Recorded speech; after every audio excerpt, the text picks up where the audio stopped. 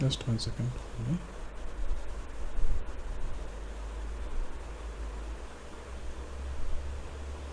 अरे भाई ये क्यों खुलता है बार बार?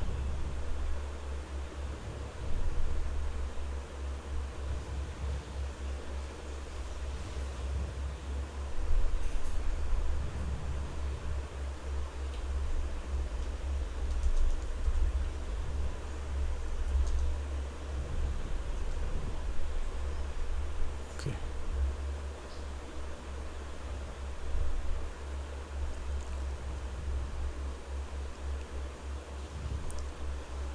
हम लोग श्री नामाष्टकम को पढ़ रहे हैं और आज इस पे चौथा दिवस है। हम लोग चौथे श्लोक को पढ़ेंगे। देखिए हम लोगों ने तीसरे में क्या पढ़ा था।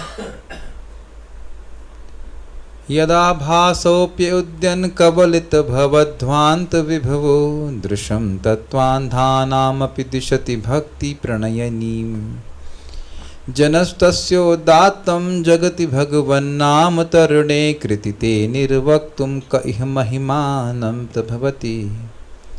जब भगवान के नाम रूपी सूर्य का आभास मात्र उदित होता है तो जो अज्ञान रूपी अंधकार है उसके वैभव को वह खा जाता है, और जो भगवान के तत्व के संबंध में, भक्ति के तत्व के संबंध में अंधे भी क्यों ना हो, उनको दृष्टि प्रदान करता है प्रणयी भक्ति के संबंध में।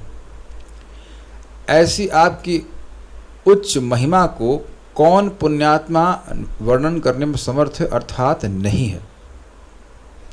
अब इसी बात को कि भगवान के नाम की अचिंत क्षमता है वह समझाते हैं इस श्लोक से, जिसमें वो कहते हैं कि देखिए जो ब्रह्म साक्षात्कार को प्राप्त हैं, आप जानते हैं वदन्ति तत्तत्त्वविदस् तत्त्वं यज्ञानमद्वयम् ब्रह्मेति परमात्मेति भगवान इति शब्दते। ब्रह्म, परमात्मा और भगवान ये तीन तत्व हैं।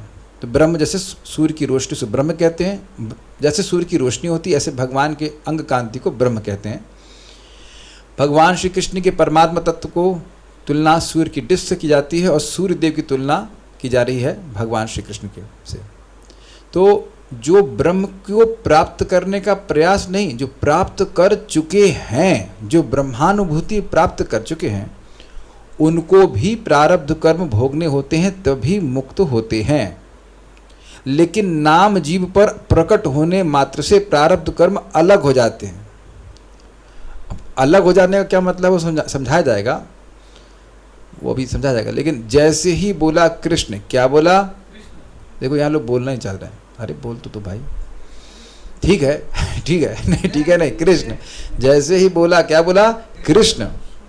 भक्तों को ऐसा होना चाहिए क्या बोला पे बोले कृष्ण, ये नहीं बोलना कि क्या बोल, और कुछ अंडरस्टूड ही नहीं है। अंडरस्टूड है कि क्या बोलना है, हरे कृष्ण। तो जैसे ही बोला कृष्ण या हरि एक शब्द बोला तो तुरंत ही सारे के सारे कर्म अलग हो जाते हैं। अब अलग हो जाने का क्या मतलब वो समझाऊंगा मैं, वो समझाऊंगा। नष्ट हो जाएंगे तुरंत तो फिर अब हम मर जाएंगे, शरीर छूट जाएगा तुरंत, लेकिन ऐसा नहीं होता है, अलग हो जाएंगे। अभी समझिएगा, बहुत आज की क्लास में बिल्कुल आराम से पढ़ाएंगे। कंसेप्ट हैं संचित, प्रारब्ध, ये सब बातें आएंगी, क्रियमाण समझाऊंगा। लेकिन इतना बढ़िया बात है कि प्रारब्ध कर्म भोगने ही पड़ते हैं। और यहाँ पे प्रारब्ध मतलब जो ब्रह्म अनुभव करने वाले हैं इसमें, और जो भगवान की भक्ति कर रहे हैं, भगवान नाम बोल रहे हैं, नाम बोलने मात्र से, हरे कृष्ण बोलने मात्र से व्यक्ति के प्रारब्ध कर्म जो उसको समानतः भोगने ही पड़ते हैं, भोगे बिना छूटेगा नहीं, वह अलग हो जाते हैं। तो अब पहले उसको पढ़ लेंगे, उसका बताते हैं। एकांत भाव से उपासित होने पर नाम उस प्रारब्ध को भी नष्ट कर देते हैं जो एकमात्र भोगने के द्वारा ही नष्ट होता है। इसको कहने के लिए श्लोक कहते हैं। नोट, वेदांतियों के अनुसार कर्म 3 प्रकार के होते हैं। संचित अर्थात पूर्व जन्मों के कर्मों से इकट्ठा हुए कर्म का वह भाग जो भविष्यत जन्मों में अनुभव करना पड़ेगा। समझे? पिछले जन्म में पिछले जन्मों जो में हमने कर्म किए हैं उनका फल इस जन्म में मिलना ही नहीं है, वो अगले जन्म में मिलेगा। तो अगले जन्म में कब मिलेगा? जब अगला जन्म होगा जब अगला जन्म होगा तब ना मिलेगा। तो इसे कहते हैं संचित। जैसे आप लोग घर में, अच्छा किसके घर में अभी चावल है ही नहीं? सबके घर में है। तो अब ये बताइए कि क्या सारा चावल आज ही पका दिए हैं? भक्ति प्रदत्त दासी माता जी, घर में सारा चावल आज ही पका दिए हैं? नहीं भाई, कल के लिए संचित कर रखा है। बिल्कुल समझ में आ गया? आ गया ना? आज का दिन, मान लो आज का जन्म है, तो आज का दिन आपने उन कर्मों में से कुछ एक चावल, उसी स्टॉक से एक चावल आज खाया है, और जो चावल बच गया है वह अब उसमें से कल पक करके खिलाया जाएगा। अग्रीड? बिल्कुल समझ में आ गया? इजी है। इसे कहते हैं संचित। प्रारब्ध अर्थात पूर्व जन्मों के इकट्ठा हुए कर्म का वह भाग जो वर्तमान शरीर को स्वीकार करने के माध्यम से फलित होना शुरू हो गया है और जिसे इस जीवन में अनुभव किया जाना है। समझे? जैसे वही एग्जाम्पल कि इस आज चावल जो बना वो मेरी प्लेट में आया, वो मैं खा रहा हूँ, तो आज के दिन में जो भोगूंगा वो हो गया प्रारब्ध। मतलब उस जन्म की तुलना एक दिन से की जा रही है, उस अर्थ में मैं कह रहा हूँ। जैसे कि अब ये मेरी नाक जो है ना, ये मेरा प्रारब्ध है ना। दैट आपकी भी इसी प्रकार से, किसी के बाल कम हैं, किसी के ज़्यादा हैं, किसी के रोग हैं, ये सब हम भोग रहे हैं। इसे कहते हैं प्रारब्ध। ये मिलता ही है, सामान्यतः मिलता ही है। ये सबको समझ में आ गया प्रारब्ध क्या होता है? ओके, समझ में आ गया होता तो बहुत चिल रहे होते हैं। क्यों? क्योंकि जैसे बिना प्रार्थना किए दुख आता ही है, वैसे ही बिना प्रार्थना किए सुख भी आएगा। लेकिन अब इसीलिए शास्त्र कहता है माँ धावः, मत भागो मत भागो। लेकिन भाग रहे हैं लोग इधर से उधर, उधर से उधर। ऐसा लग रहा है कि मतलब नहीं मेहनत करेंगे तो नहीं आएगा। तो ये बताइए कि यहाँ पे 8 घंटे दुख प्राप्ति के लिए कौन नौकरी कर रहा है? Anyone please doctor raise hand. आप लोग मुस्कुराने नहीं, ऐसा तो नहीं है। हम तो सुख प्राप्ति के लिए कर रहे हैं। तो आप देखिए दुख अपने आप आता है कि नहीं? हम चाहते हैं कि बॉस अच्छे से बात करे, अपने आप बॉस खराब करता है या शरीर में रोग आ जाता है, नहीं चाहने पर लाद दिया जाता है। लेकिन उसके लिए कोई प्रयास नहीं करना पड़ता। इसे कहते हैं प्रारब्ध। अच्छा, नहीं और समझने का प्रयास कीजिए। आप लोगों ने हम अपनी नाक को प्राप्त करने के लिए क्या परिश्रम किया? नाक, हाथ, आँख तो आप देख रहे हैं इसके लिए कोई परिश्रम नहीं किया। ये गिफ्ट में दिया गया, birthday gift. This is the first birthday gift. Agreed? समझ आ गया ना? माता पिता सब अपने आप मिल रहा है। मज़ेदार बात है ये, बड़ी इंटरेस्टिंग बात है। हम सोचते हैं मर जाएंगे, थोड़ा हम बोलते हैं प्रारब्ध पे, लेकिन भैया आपका प्रारब्ध भगवान के लिए भगवान को आपको जिंदा रखना ही पड़ेगा। समझे? चिंता मत करो कि मर जाओ, खाने को नहीं मिलेगा। कुछ लोग सोचते खाने को कैसे मिलेगा, मिलेगा ही। अब खाना नहीं खाओगे तो मर जाओगे। तो भगवान को वो कर्म भगवाना ही है, तो खिलवा करके भगवाएंगे। समझे? अगर किसी को निमोनिया होना है तो जिंदा होगा तब ना निमोनिया होगा। तो जिंदा रखा जाएगा ताकि निमोनिया हो, या उसके मान लो शादी होनी है या उसके बच्चे होने, तो जिंदा रहेगा तब ना बच्चे होगा। कि बिना मरा हुआ इंसान कैसे जन्म दे देगा बताइए किसी बच्चे को? Very interesting, very interesting. तो सिद्धांत ये है कि व्यक्ति को अपना कार्य करना चाहिए लेकिन चिंता नहीं करनी चाहिए। हम एक भक्त को आज समझा रहे थे, वो लॉर्ड 6:30 तक काम करते हैं, फिर पढ़ाई करते हैं, फिर उसके बाद 2 बजे सोते हैं। हमने कहा इतना परिश्रम, वो भी दुख प्राप्ति के लिए? हद हो गई। अरे करो भाई, PhD करो, कुछ भी करो भाई, दिमागी खराब करना कोई दिक्कत नहीं, करो, लेकिन इतना मत करो ना कि 2 बजे तक आप जग रहे हो। तो ये समझ नहीं पाते। तो समझ गए ना, प्रारब्ध मतलब मिलना ही है।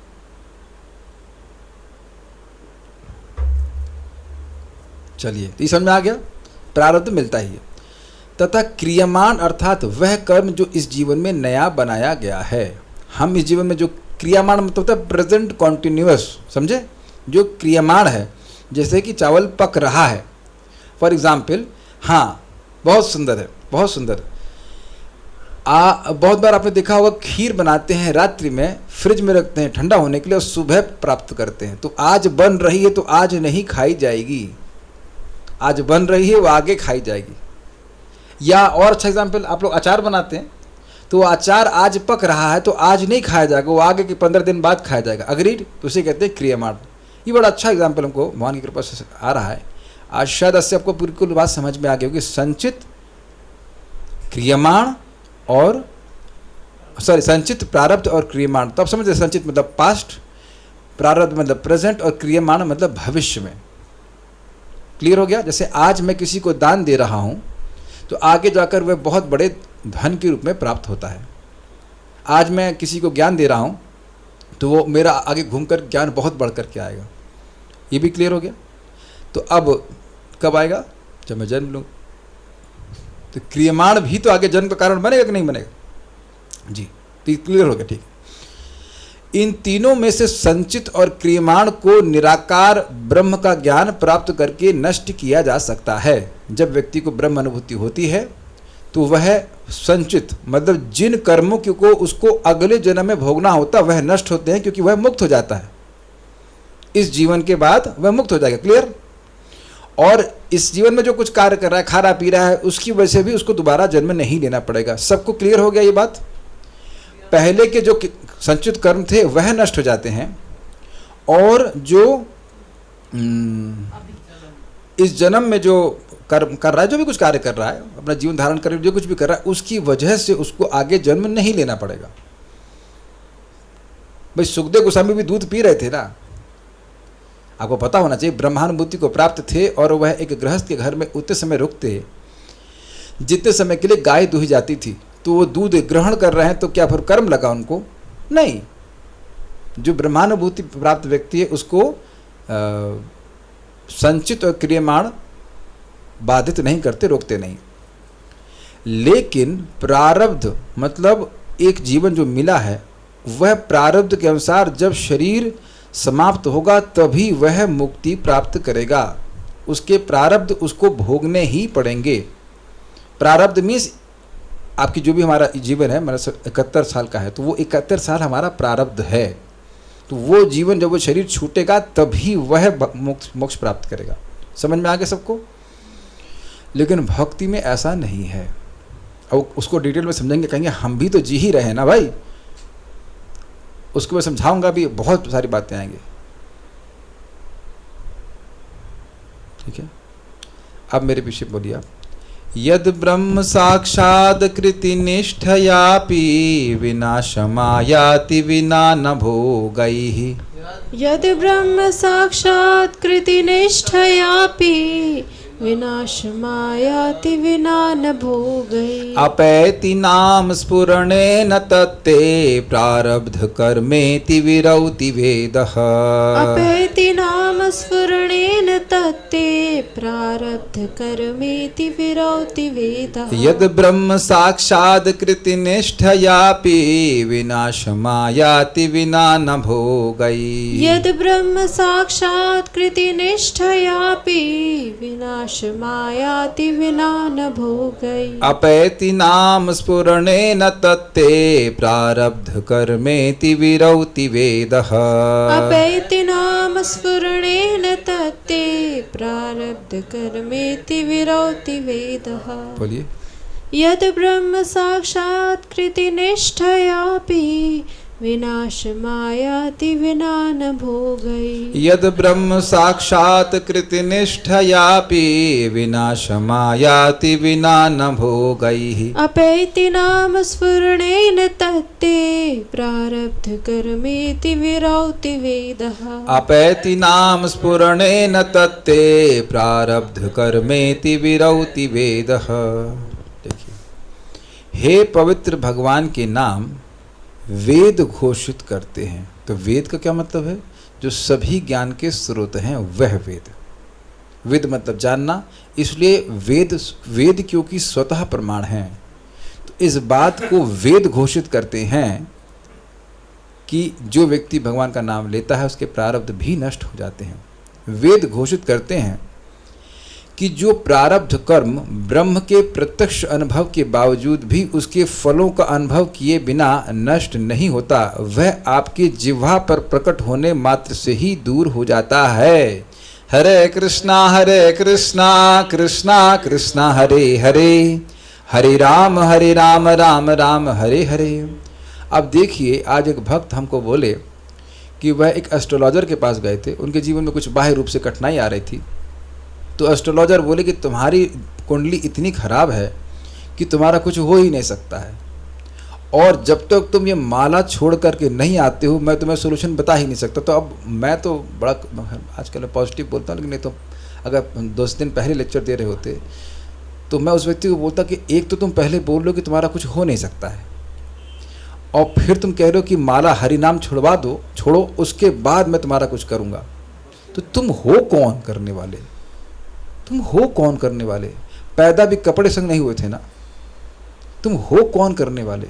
और आप ये सोचिए, वो तो चलो भक्त बच गए, नामोच्चारण कर रहे हैं, लेकिन दूसरा भक्त हम जानते हैं जो एक समय महाराज जी से, परम पूज्य नवयोगेंद्र महाराज से दीक्षा लेने के लिए वो हमसे बोल रहे थे कि हमें मतलब रिकमेंड कीजिए, और उनको कोई लाल किताब से पढ़ा दिया, समथिंग होगी कोई किताब, उसमें कुछ तो पढ़ा रहे थे, लाल किताब को सुन करके भागवत किताब भूल गए, माला ही छोड़ दिए, कंठी तक उतार दिए।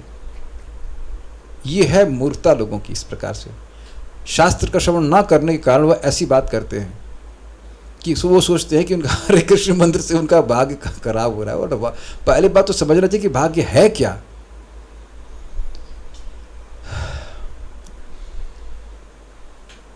अभी आप बहुत सारी बातों को समझने वाले हैं, मैं बहुत गोही बातें होती, ये श्लोक बहुत महत्वपूर्ण है। चलिए हम सुनते हैं। ब्रह्म साक्षात कृति निष्ठया, ब्रह्म की साक्षात कृति यानी बोध में निष्ठा के द्वारा। निष्ठा मतलब फिक्सडनेस। जैसे तेल होता है, तेल को आप गिराते हैं तो एक धार बनती, टूटती नहीं, इसे कहते हैं एक तार। अगर कोई चाशनी बनाई उसे कहते हैं एक तार की चाशनी, जिसमें एक तार का मतलब होता है एक तार मतलब उसमें हाँ तेल धारावत रहता है, उसमें टूटन नहीं होती बीच में। तो निरंतर जिसको ब्रह्म का अनुभव हो गया है, कहीं उसमें विक्षेप नहीं है कि ब्रह्म का अनुभव कर रहे तुम्हारे क्रिकेट देखना है, ऐसा नहीं आ रहा है। उनका चित्त अब भोगों में जा ही नहीं रहा। यह अर्थ है साक्षात कृति निष्ठया का। समझ गए? निरंतर उनको ब्रह्म का अनुभव हो रहा है। वो ऐसा नहीं कि ब्रह्म का अनुभव को रस हो गए बीच में ना। जैसे हमको जगत का अनुभव निरंतर होता है कि नहीं? आप में से किसको नहीं होता है बताइए? हवा, पानी, इंद्रिय विषय, बेसिकली इंद्रिय विषय निरंतर अनुभव होते रहते हैं, एक्सेप्ट सुसुप्ति अवस्था में। लेकिन जब तक जागृत अवस्था में है, निरंतर जगत का अनुभव होता है कि नहीं? सुंदरा माता जी, क्या बोला मैंने? जगत का अनुभव। तो जगत का अनुभव जैसे निरंतर हो रहा है, ऐसे ब्रह्म का अनुभव जिसको निरंतर हो रहा है, निरंतर तैल धारावत, यह है ब्रह्म साक्षात कृति निष्ठया का। अब भक्त पूछ रहे हैं कि ब्रह्म का अनुभव का मतलब क्या होता है? देखिए, ब्रह्म का अनुभव का मतलब होता है कि वह जो ब्रह्म ज्योति है वह उसका अनुभव कर सके। वह आप अपनी आंखों से नहीं देख सकते हैं। विषयाकार चित्त है इस समय जगत में लोगों का, जिसमें वह विषयों का अनुभव करते हैं, रूप रस गंध आदि का अनुभव करते हैं। और जब व्यक्ति का चित्त ब्रह्माकार हो जाता है तो वह केवल ब्रह्म अनुभूति करता है। जैसे कि सूर्य की रोशनी का आप अनुभव करते हो, ऐसे भगवान की अंग कांति को ब्रह्म कहते हैं। उसका अनुभव करना उसे कहते हैं ब्रह्मानुभव। ठीक है? ऐसा अनुभव समझ लीजिए कि स्थिति है कितनी अद्भुत। इस समय देखिए कि जगत में जो लोग लगातार, हम सभी लोग इंद्रिय विषयों का अनुभव कर रहे हैं, वह भी प्रश्न आया कि ब्रह्म अनुभव होता क्या है? मतलब ब्रह्म अनुभव कभी होगा ही नहीं। तो अब समझ सकते कि ऐसा अनुभव अति विरला है। ये समझ में आ गया? निवेदन है कि आप मुझसे जो चैट कर रहे हैं वो प्रश्न भले कर सकते हैं, अपने ओपिनियन और कमेंट्स नहीं देंगे। इस समय मेरा फ्लो टूट जाएगा उससे, या फिर आप चाहो तो मैं चैट ऑफ कर सकता हूँ। ओपिनियन मत दीजिए, मेरा फ्लो बिल्कुल टूटा है। बेहतर है मैं चैट को ऑफ कर दूँ। आप लोग देख लो मैं क्या करना चाहता हूँ। I can take questions, but पहले सुनिए। इस समय आप अभी इस समय आप बहुत इंपॉर्टेंट बात सुन रहे हैं। आपकी इस समय बुरा मत मानिएगा, मैं थोड़ा सा नेगेटिव बोल रहा हूँ। इस समय ओपिनियन की जरूरत नहीं है, बाद में ओपिनियन देना। क्षमा कीजिएगा, लेकिन मेरा फ्लो बिल्कुल टूट जाता है, फिर मैं क्रोध नहीं प्रकाशित करना चाहता हूँ। देखिए, बात पहले सुन लीजिए मैं क्या बोल रहा हूँ। देखिए मेरी वाणी की धारा टूट गई। मैं चैट को ऑफ कर रहा हूँ।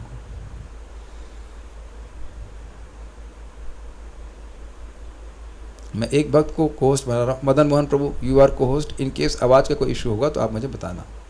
हाँ, Tungabhadra is also there, so you are also there. दोनों जयपुर के हमारे होस्ट, बहुत होस्ट। जयपुर में सुनाई पड़ रहा तो सब जगह सुनाई पड़ रहा है। सुनिए ध्यान से मैं क्या कह रहा हूँ।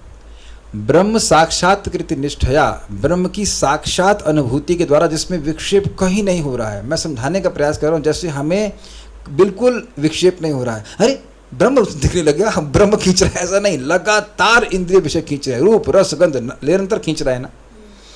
तो उस तरह से उस व्यक्ति को जिसको ब्रह्म का अनुभव होने लगता है उस जगत का अनुभव होता ही नहीं है। जैसे सुखदेव गोस्वामी का अनुभव का वर्णन किया गया था कि वह पैदा होते भगे और वह 16 साल के, कपड़ा नहीं पहने और स्त्रियां निर्वस्त्र स्नान कर रही हैं, वो निकल गए और सब तरफ देख भी रहे और वो अपने को ढकी नहीं।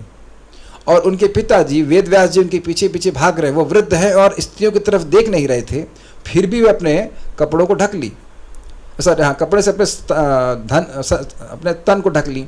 तो उनने पूछा कि भाई मैं वृद्ध हूँ, मैं आपकी तरफ देख नहीं रहा था, आप अपने शरीर को ढक ली, मेरा लड़का जवान था 16 साल का था और सब तरफ देख रहा था, आपने नहीं ढका। तो उन्होंने कहा देखिए उसकी ऐसी विविक्त दृष्टि नहीं है, स्त्री पुंविधा न विविक्त दृष्टि, उसकी ये स्त्री है, ये पुरुष ऐसी विविक्त दृष्टि नहीं है। तो वहाँ प्रभुपाद समझाते तो क्या वेद व्यासदेव जी ब्रह्म अनुभवी नहीं है, लेकिन क्योंकि वे गृहस्थ आश्रम में है इसलिए उनको ऐसा भेद करना पड़ता है। लेकिन सुखदेव गोस्वामी की ऐसी स्थिति है कि बस वह ब्रह्म का ही अनुभव करते हैं, सब जगह ब्रह्म दर्शन ही करते हैं। तो ये है ब्रह्म का दर्शन का मतलब, आप इन जगत में जो इंद्रिय विषयों का अनुभव वह नहीं करते। उम्मीद है कि आप बात समझ पा रहे होंगे, यानी कि ये अति विरली स्थिति है, विरला स्थिति है।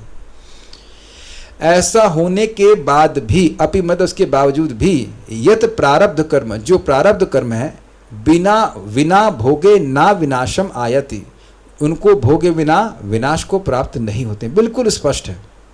हे नाम, हे पवित्र भगवान नाम, तत्ते स्फुरणेन, वे भी आपकी जिह्वा पे, आपके जिह्वा पर प्रकट होने मात्र से अपैति इति वेदः विरौति, दूर चले जाते हैं, ऐसा वेद घोषणा करते हैं। अब ये दूर चले जाते हैं का क्या मतलब है?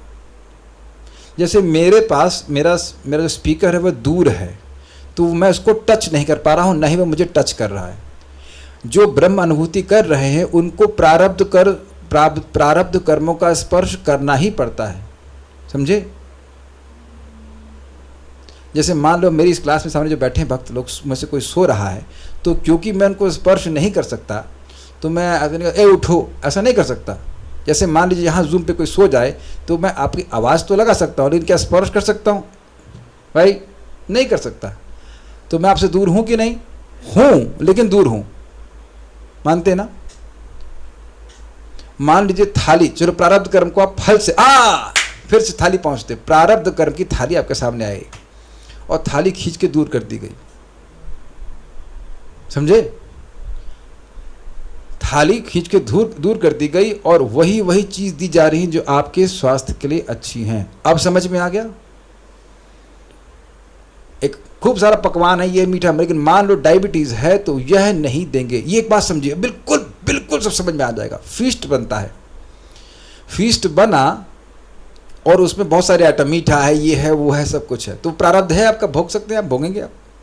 लेकिन वहाँ आपकी माँ है या पत्नी है, जो भी है, वह जानती है कि अमुक व्यक्ति को ये चीज़ नुकसान करती है, तो यह वह नहीं देगी।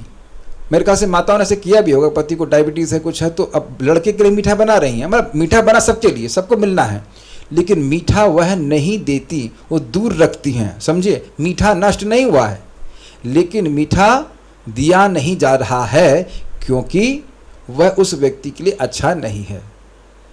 एकदम समझ में आ रहा है? तो भगवान का नाम उच्चारण करने वाले के प्रारब्ध कर्म अपैति कहा गया, मतलब दूर चले जाते हैं। अर्थात वही कर्म दिए जाते हैं जो उसकी भक्ति के लिए अच्छे हैं, जो उसकी भक्ति के लिए अच्छे नहीं हैं वह नहीं दिए जाते। तो आप यही कहोगे ना कि कर्म नष्ट हो गए? जी हाँ। क्यों? क्योंकि भगवान की कृपा मिल रही है, कर्म नहीं मिल रहे। वो जरा दीपक दीजिए मेरे को, खोल के देना तो समझ में आएगा। पूरा ऊपर ढक्कन निकालिए। हाँ, वो कोई बात नहीं, गिरेगा नहीं, बस संभाल के निकालिए। शीशा हटा के निकालिए। हाँ, यस, बहुत संभाल के निकालना, बस बस, हाँ बस बस, लाओ फटाफट, यस। अब जीव गोस्वामी जी इस एग्जाम्पल को देते हैं। आप ये दीपक देख रहे हैं तो इसके ऊपर वाले भाग को देखिए, ब्लैक ब्लैक सा, तो ये लगेगा इसमें भी धागा है, लेकिन ये धागा नहीं है, ये राख है, समझे? और अगर नहीं समझ में दिक्कत आ रही है कुछ, तो आपने घर में इस प्रकार का अखंड ज्योत जलाना। ये एक बार ये अखंड ज्योत जल रहा था और फिर ये बुझ गया। हमने कहा जब तेल है तो क्यों नहीं जल रहा? तो देखा कि वह केवल देखने मात्र में धागा था, वो पूरा राख में कन्वर्ट हो गया। आपने सुना है रस्सी जल गई लेकिन बल नहीं गया, सुना है? मतलब वो रस्सी जल गई तो अहंकार के सेंस में कहते हैं, लेकिन यहाँ पे जीव गोस्वामी जी अन्यत्र बताते हैं भक्ति संदर्भ में कि भक्त के प्रारब्ध नष्ट हो जाते हैं, लेकिन उनका केवल एक आभास मात्र रहता है। जैसे कि रेशम की रस्सी को जला दिया जाए तो उसके रेशे दिखते हैं, ऐसे करेंगे तो उड़ जाएंगे। तो भगवान कर्मों को नष्ट करते हैं, भगवान का नाम कर्म को नष्ट कर देता है, ऐसा कहिए दूर कर देता है, अलग कर देता है, आपको इफेक्ट नहीं कर रहे हैं, आपके पास वो नहीं आएंगे, लेकिन वही आएंगे जो आपकी भक्ति के लिए अच्छे हैं, चाहे वो सुख के रूप में हो चाहे वो दुख के रूप में हो। तो अब जो चीज़ केवल अच्छी रूप में आ रही है उसको आप कर्म कहेंगे। कर्म केवल अच्छा ही होता है क्या? मेरी भाषा समझ पा रहे हैं? कर्म क्या हमेशा अच्छा होता है? नहीं, अच्छा नहीं होता है। कभी एक्सीडेंट होता है, कभी खराब होता है, कुछ ऐसा होता है, कभी अच्छा होता है। लेकिन जब हम चाहते हैं भक्ति प्राप्त करना, तो अब भक्ति प्राप्त करने के लिए ही चीज़ें दी जा रही हैं, तो वो तो भगवान की अनुकूलता है ना, वो तो भगवान की कृपा है ना। इसको बहुत सुंदर तरह से गौरांग प्रभु समझाते हैं कि देखिए इस जगत में पता नहीं आपने कभी किया है कि नहीं, पेट्रोल की गाड़ी होती है उसको सीएनजी में कन्वर्ट करा लेते हैं। आपने शायद कराया है ना? करवाया, कराते हैं लोग। तो बाहर से देखने से लगेगा कि वह गाड़ी अभी भी पेट्रोल पे चल रही है कि नहीं, बिल्कुल समझ में आ रहा है, लेकिन अंदर से वह सीएनजी पे चल रही है।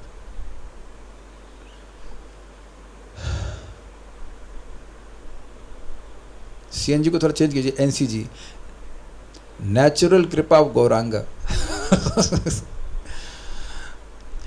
कृपा नेचुरली रिसीव्ड बाय गौरांगा, कृपा naturally received from Gauranga by chanting Hare Krishna Krishna Krishna Hare Hare, Hare Ram Ram Ram Hare Hare. क्या समझ में आ गया? बिल्कुल।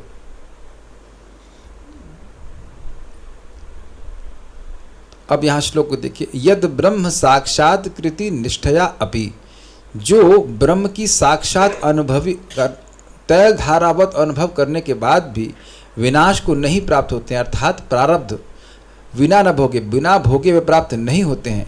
अपैति, वह भी दूर चले जाते हैं। नाम स्फुरणेन तत्ते, आपका नाम स्फुरण होने मत। स्फुरण का मतलब क्या है?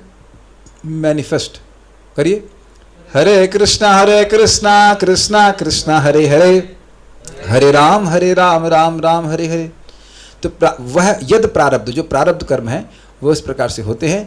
प्रारब्ध कर्मेति विरौति वेद, ऐसा वेद घोषित करते हैं। बड़ा सुंदर बात है, नाम बोल रहे हैं हल्का सा हरे, और वेद कर रहे हैं घोषणा जोर जोर से कि प्रारब्ध कर्म नष्ट हो जाते हैं। सुनो सुनो सुनो,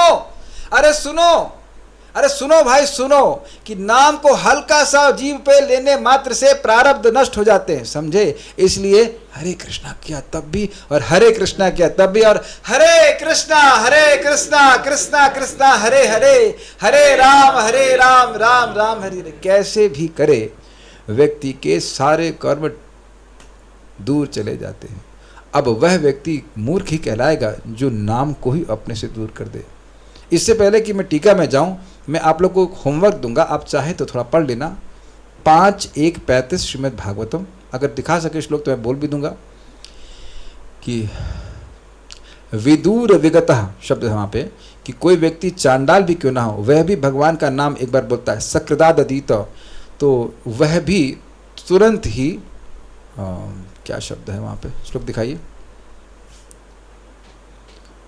नैवं विधा पुरुषकारुक्रमस्य पुंसां तदंग्रिरजसा जितषड्गुणानां चित्रं विदूर विगतः सकृदादिदीता यन्नामधेय मधुना स जहाति बंधम। तो वहाँ पे कहा गया है कि भगवान के नाम को केवल एक बार बोलता है तो विदूर विगतः, जो वर्णाश्रम की प्रणाली से बहुत दूर है, वह एक बार बोलने से ही बंधम अर्थात कर्म बंधन के बाहर चला गया।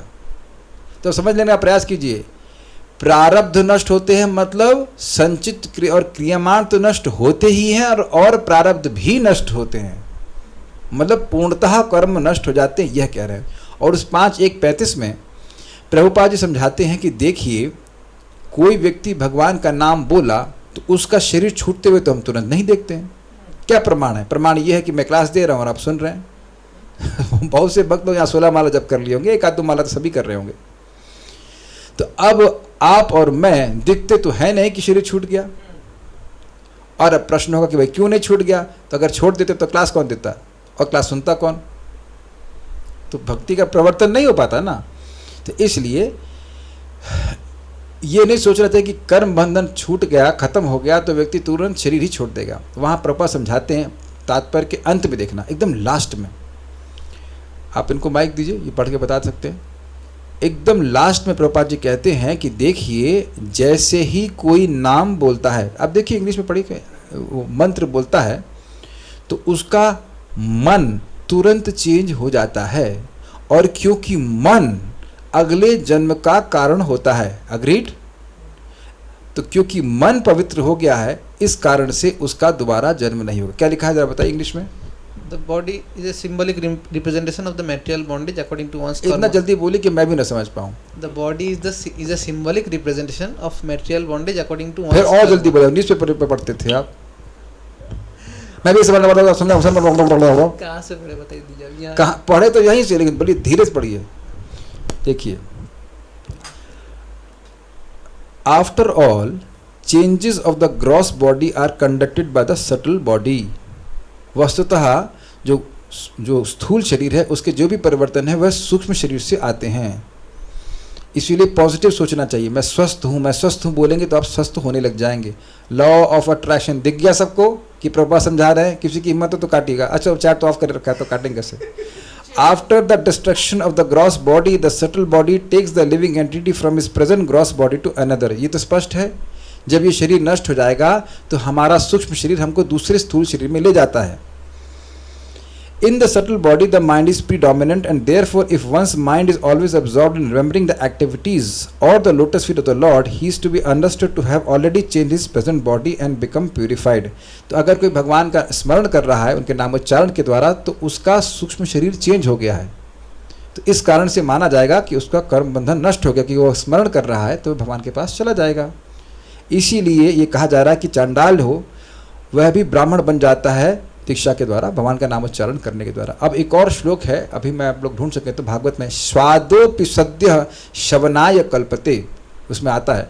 शुरुआत ऐसे नहीं, बीच में से आता है। स्वादोपि सद्यः शवनाय कल्पते। कोई स्वाद है, कुत्ता खाने वाले के यहाँ पे पैदा क्यों ना हुआ हो, लेकिन वह भी सवन यज्ञ करने के योग्य हो जाता है अगर वह भगवान का नामोच्चारण करता है। तो अब कोई व्यक्ति कुत्ता खाने वाले के यहाँ पैदा हुआ है तो इसका प्रारब्ध है कि नहीं? पहले कोई ऐसा कर्म किया है कि वह कुत्ता खाने वाले के यहाँ पैदा हुआ है। क्लियर? तो उसको चेंज नहीं किया सकता है, देह चेंज नहीं किया सकता है। लेकिन फंडा यह है कि क्योंकि वह कुत्ता खाने वाले के यहाँ पैदा हुआ है तो वह इस जन्म में सवन यज्ञ जो ब्राह्मण करते हैं वह नहीं कर सकता। क्लियर? तो वहाँ पे भागवत कहती है कि जो नामोच्चारण करता है कि वह तुरंत ही श्रवण यज्ञ करने का योग्य बन जाता है। तो प्रश्न होगा तो वो करता क्यों नहीं है? तो करता इसलिए नहीं है क्योंकि समाज में शिष्टाचार भंग होता है, एक बात। दूसरा, उसे करने की जरूरत भी नहीं। जो हरे कृष्ण मंत्र जप कर रहा है उसको अब श्रवण यज्ञ करने की क्या जरूरत है? श्रवण यज्ञ कुछ होता होगा, ब्राह्मण लोग करते होंगे, श्रवण यज्ञ कहलाता है, उसको कुछ करने की जरूरत नहीं। जो पक्ष है वह श्रवण यज्ञ करने के योग्य बन जाता है। इतना नाम प्रभावशाली है। इससे सीख लेना चाहिए कि अगर कोई व्यक्ति को आप योग्य बनाना चाहते हो तो उससे बारंबार निवेदन करना चाहिए कि आप भगवान का नामोच्चारण करो। ये है कृपा। कई बार लोग साधुओं के पास जाते हैं और कहते हैं हमें आशीर्वाद दीजिए, कहते हैं जप करो, कहते हैं वो हम कर नहीं सकते। तो बेसिकली वह साधु का आशीर्वाद स्वीकार करना नहीं चाहते। तो करना चाहिए, अगर करेगा तो उसको आशीर्वाद भगवान का मिलेगा। सारे आशीर्वाद यहाँ पे लिखे हुए हैं। ये एक नाम बोलने से होता है, तो अगर बारंबार बोलेंगे तो कितना लाभ होगा। तो अब बताइए कि क्या हमें ये चिंता करनी चाहिए कि हमारा मन लग रहा है कि नहीं लग रहा है, या हमें चिंता करनी चाहिए कि हमारी जीभ लग रही कि नहीं? हरे कृष्णा कृष्ण कृष्ण हरे हरे, हरे राम राम राम हरे हरे। तो अगर इस श्लोक को समझे तो मैं नहीं समझ रहा हूँ कि ये कभी प्रश्न उठेगा कि प्रभु जी हमको जप में कितना टाइम लग रहा है। मान लीजिए 7.5 मिनट की जगह 8 मिनट लग गया तो लाभ कितना अधिक है। यहाँ जगत में देखा जाता है कि लोग पिक्चर देखने के लिए आधे घंटे या 1 घंटे भी प्रतीक्षा करते हैं, लाइन में लगते हैं कि नहीं? मतलब देखा गया है। अब मैं हाथ नहीं खड़ा करवा रहा हूँ कि आप में से कितने लोगों ने ये पुण्य कर्म किया है लेकिन और कभी कभी जाते हैं बाइक पे, हम अपनी बात कर रहे हैं, अपनी बात अभी की नहीं कर रहे हैं, बहुत पुरानी बात कर रहे हैं कि गए दीदी के संग पिक्चर देखने के लिए बहुत दूर भाई 14-15 किलोमीटर दर्शन करने के लिए गए और पता लगा कि वो मंदिर भरा हुआ था, समझ गए ना, सीट खाली नहीं थी, लौट के वापस आ गए, कुछ खा पी कर वापस आ गए। शायद हुआ होगा कभी अन्य लोगों के संग, ऐसा होता है। तो वहाँ तो सब समझ गए ना बात। तो भगवान का नाम, एक नाम का इतना लाभ है, बड़े ही स्पष्टतः भगवान का नामोच्चारण करने का प्रयास करना चाहिए। प्रभुपाद कहते हैं बहुत सिंपल प्रोसीजर है, लेकिन व्यक्ति को गंभीरता से इसका अभ्यास करना चाहिए। एक मंत्र को, एक नाम को स्पष्ट बोलना चाहिए, क्योंकि बोलने का इतना बड़ा लाभ है। क्लियर समझ में आ गया? मैं फिर बात याद दिलाऊंगा कि परम पूज्य राधा गोविंद महाराज से इनका शिष्य बोला, महाराज हमारा मन नहीं लगता है। तो कहे तुमको मन लगाने के लिए कौन बोला है? तुमको जीभ लगाने के लिए बोला। देखिए समझने का प्रयास कीजिए, मन क्यों नहीं लगता है? क्योंकि कर्म ऐसे किए हैं। और कर्म कैसे ध्वस्त होंगे? बोलने से। समझ गए? बोलने से ध्वस्त हो जाएंगे, आपको धीरे धीरे मन आपका अपने आप लगने लग जाएगा। Got it? Yes. Shri Baldev Vidyabhushan द्वारा टीका। अब देखिए हमने श्लोक समझ लिया तो टीका समझने में बिल्कुल कठिनाई नहीं होगी। ब्रह्म पर अविच्छिन्न तैल धारावत ध्यान करने से ब्रह्म साक्षात्कार प्राप्त होता है। ब्रह्म क्या है उस पर ध्यान करता रहे व्यक्ति और वह अनुभव प्राप्त होता है, अर्थात हृदय में परमात्मा का प्रत्यक्ष दर्शन होता है। परमात्मा कहिए, ब्रह्म कहिए, वहाँ पे एक तरह से ले रहे हैं। किंतु तब पर भी जीव का प्रारब्ध कर्म बिना फल भोगे नहीं छूटता। इजी? ठीक है। हे हरिनाम, आपकी जिह्वा पर उपस्थिति आदि मात्र से ही वह प्रारब्ध कर्म दूरस्थ हो निष्फल हो जाता है। इस तथ्य की घोषणा वेद उच्च स्वर से कहते हैं। यह क्यों नहीं कहते कि नष्ट हो जाता है? क्योंकि भाई दिख रहा है शरीर तो है, तो इसलिए दूर हो जाता है, मतलब वह प्रभाव नहीं डाल पा रहा है। जैसे मान लीजिए हीटर को आप 10 फीट दूर कर दीजिए, समझ रहे? हीटर, अच्छा अभी गर्मी है तो एसी, अब एसी मान लीजिए मेरे रूम में लगा है, अब कोई व्यक्ति आंगन में बैठा हुआ है तो उसे क्या लगेगा? हवा। तो एसी चल भी रहा हो लेकिन वो दूर है, उसका प्रभाव नहीं आ रहा। आप पानी पीना चाहेंगे? उपस्थिति मतलब आदि वाला। अच्छा, बहुत अच्छा, आपने आदि को पकड़ा। जीभ पर आ जाए या आँख से भगवान का नाम देख ले या वो हाथ पे गुदा हो, यस, या मतलब किसी भी इंद्रिय से नाम का संपर्क हो जाए, वो जयति जयति श्लोक के अनुसार है। जीभ पे आ जाए तो बहुत अच्छी बात है, और या फिर नाम से किसी प्रकार का संपर्क हो जाए। कोई नाम बोल रहा है तो कान से सुन ले, ऐसे भी है, वो तुरंत ही मुक्ति देता है। जयति जयति नामानंद रूपम मुरारे विरमित निज धर्मा ध्यान पूजा दियत्नम कथमपि सकृदातम मुक्तिदम प्राणि नाम यत् परममृतमेकम जीवनम भूषणम में। किसी भी तरह से भगवान का नाम केवल एक बार बोलने से, एक बार भी संपर्क होने से, स्वीकार करने से मुक्ति प्रदान करने वाला है। तो केवल जीभ पे ही आने की बात नहीं है। वस्तुतः बात यह है कि आँखों से नाम को देख ले, कहीं पढ़ रहा है या वह कहीं बैनर लेके घूम रहा है, हरे कृष्ण मंत्र लिखा हुआ है या हरि नाम लिखा हुआ, उसको बैनर लेके घूम रहा है, ऐसे या कहीं हाथ से लिख रहा है, किसी भी तरह से वह संपर्क करेगा तो उसको मुक्ति मिलती है। कौन बोलता है? वेद कहते हैं, सारे वेद कहते हैं, उच्च स्वर से कहते हैं, धीरे धीरे नहीं कहते हैं। कोई बात इधर रख दीजिए, इनको आप जल्दी देना। इसीलिए केवल हरि नाम करना पर्याप्त नहीं है। अभी तो आप ये बोल रहे हैं कि हरि नाम पर्याप्त है, जी नहीं। हरि नाम करिए और दूसरों को हरि नाम दीजिए, तब हरि नाम की पूर्ण सेवा प्राप्त हुई है। इतनी अच्छी वस्तु है तो भाई को भी देना चाहिए ना। और अगर भाई मान लो हरि नाम ना भी कर रहा हो तो ऐसे करना, हरे कृष्णा, इसीलिए पानी मिला हरे कृष्णा, उसके पानी में हरि नाम फूंक दीजिए और उसको दे दीजिए पीने के लिए। अब हम अपने मन से नहीं कह रहे हैं, सनातन गोस्वामी बताते हैं कि ऐसे कोई हरे कृष्णा जल में फूंक दे और दूसरे पे छिड़क दे तो वह भी मुक्त हो जाएगा, तो पी लेगा तो कहना ही क्या, हरे कृष्णा। तो अब आगे से आप लोग पानी पीना तो हरे कृष्णा फूंक करके पीना। हम यहाँ सब बातें बड़ी प्रैक्टिकल बता रहे, करना क्या है। पानी आपके शरीर में जाएगा और चेंज कर देगा सब कुछ। चलिए पढ़ते हैं आगे। यह सत्य है कि ब्रह्म विद्या के अभ्युदय के द्वारा, अभ्युदय मतलब उनके प्राकट्य के द्वारा, पुण्य और पाप से युक्त संचित और क्रियमाण कर्म का विनाश और विश्लेष यानी कि सेपरेशन, अलग होना हो जाता है, अर्थात वे निष्प्रभावी हो जाती है। यानी कि क्रियमाण और संचित कर्म, चाहे वो पुण्य हो चाहे पाप हो, वह एक ब्रह्म साक्षात्कारी व्यक्ति को प्रभावित नहीं करते। तथा बृहदारण्यक उपनिषद 4.4.22 में इस संबंध में उक्ति प्राप्त है। उभय वैश एते तरत्यमृतः साध्व असाधुनी मुक्तात्मा पाप एवं पुण्य दोनों से ही परे हो जाती है। तो अब देखिए ये टीका चल कैसे रही है। यहाँ पे बोला गया है कि वेद बोलते हैं, तो वेदों के सिरमौर कौन है? उपनिषद। भाई जैसे देखिए शौनक ऋषि सभी 88,000 ऋषियों का प्रतिनिधित्व कर रहे थे। सारे ऋषि नहीं बोल रहे थे, उनके मत को शौनक ऋषि बोल रहे थे। वो बोल रहे थे ना, वयम तु न वितृप्यामः, हम सब लोग तृप्त नहीं हो रहे हैं। तो सबसे पूछे सूत गोस्वामी, आप भी तृप्त नहीं हो रहे हैं कि शौनक ऋषि भी तृप्त नहीं हो रहे हैं? शौनक ऋषि ने बोल दिया तो मान लीजिए कि सबकी तरफ से हो गया। तो उपनिषद वेदों का सिरमौर है, हाईएस्ट भाग, तो उसके कोटेशन को दिया जा रहा है। उसमें वह बृहदारण्यक उपनिषद की बात कहते हैं कि ये किस प्रकार से ऐसी बातें कही गई वेद में। समझ में? मुक्तात्मा पाप एवं पुण्य दोनों से ही परे हो जाती है। अच्छा, फलदान में प्रवृत्त पाप और पुण्य को प्रारब्ध कर्म कहते हैं तथा ऐसे कर्म अपने फलों को भोगने से ही समाप्त होते हैं, न कि ब्रह्म विद्या के द्वारा।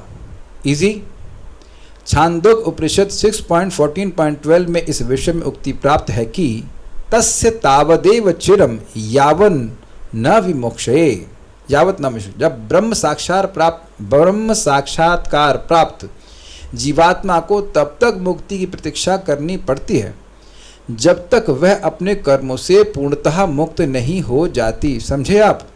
जैसे कि एयरपोर्ट पे व्यक्ति वेट करता है, कब तक वेट करता है? जब तक कि उसकी फ्लाइट नहीं आती, तो उसको वेट करना ही पड़ेगा। उसको प्रारब्ध कर्म नष्ट होने का वेट करना पड़ेगा, उसको भोगने पड़ेंगे, तभी वह मुक्त होगा, यानी कि भगवान के पास वापस जाएगा। क्लियर? भगवान के पास नहीं जाना चाहता, वो ब्रह्म में लीन होगा।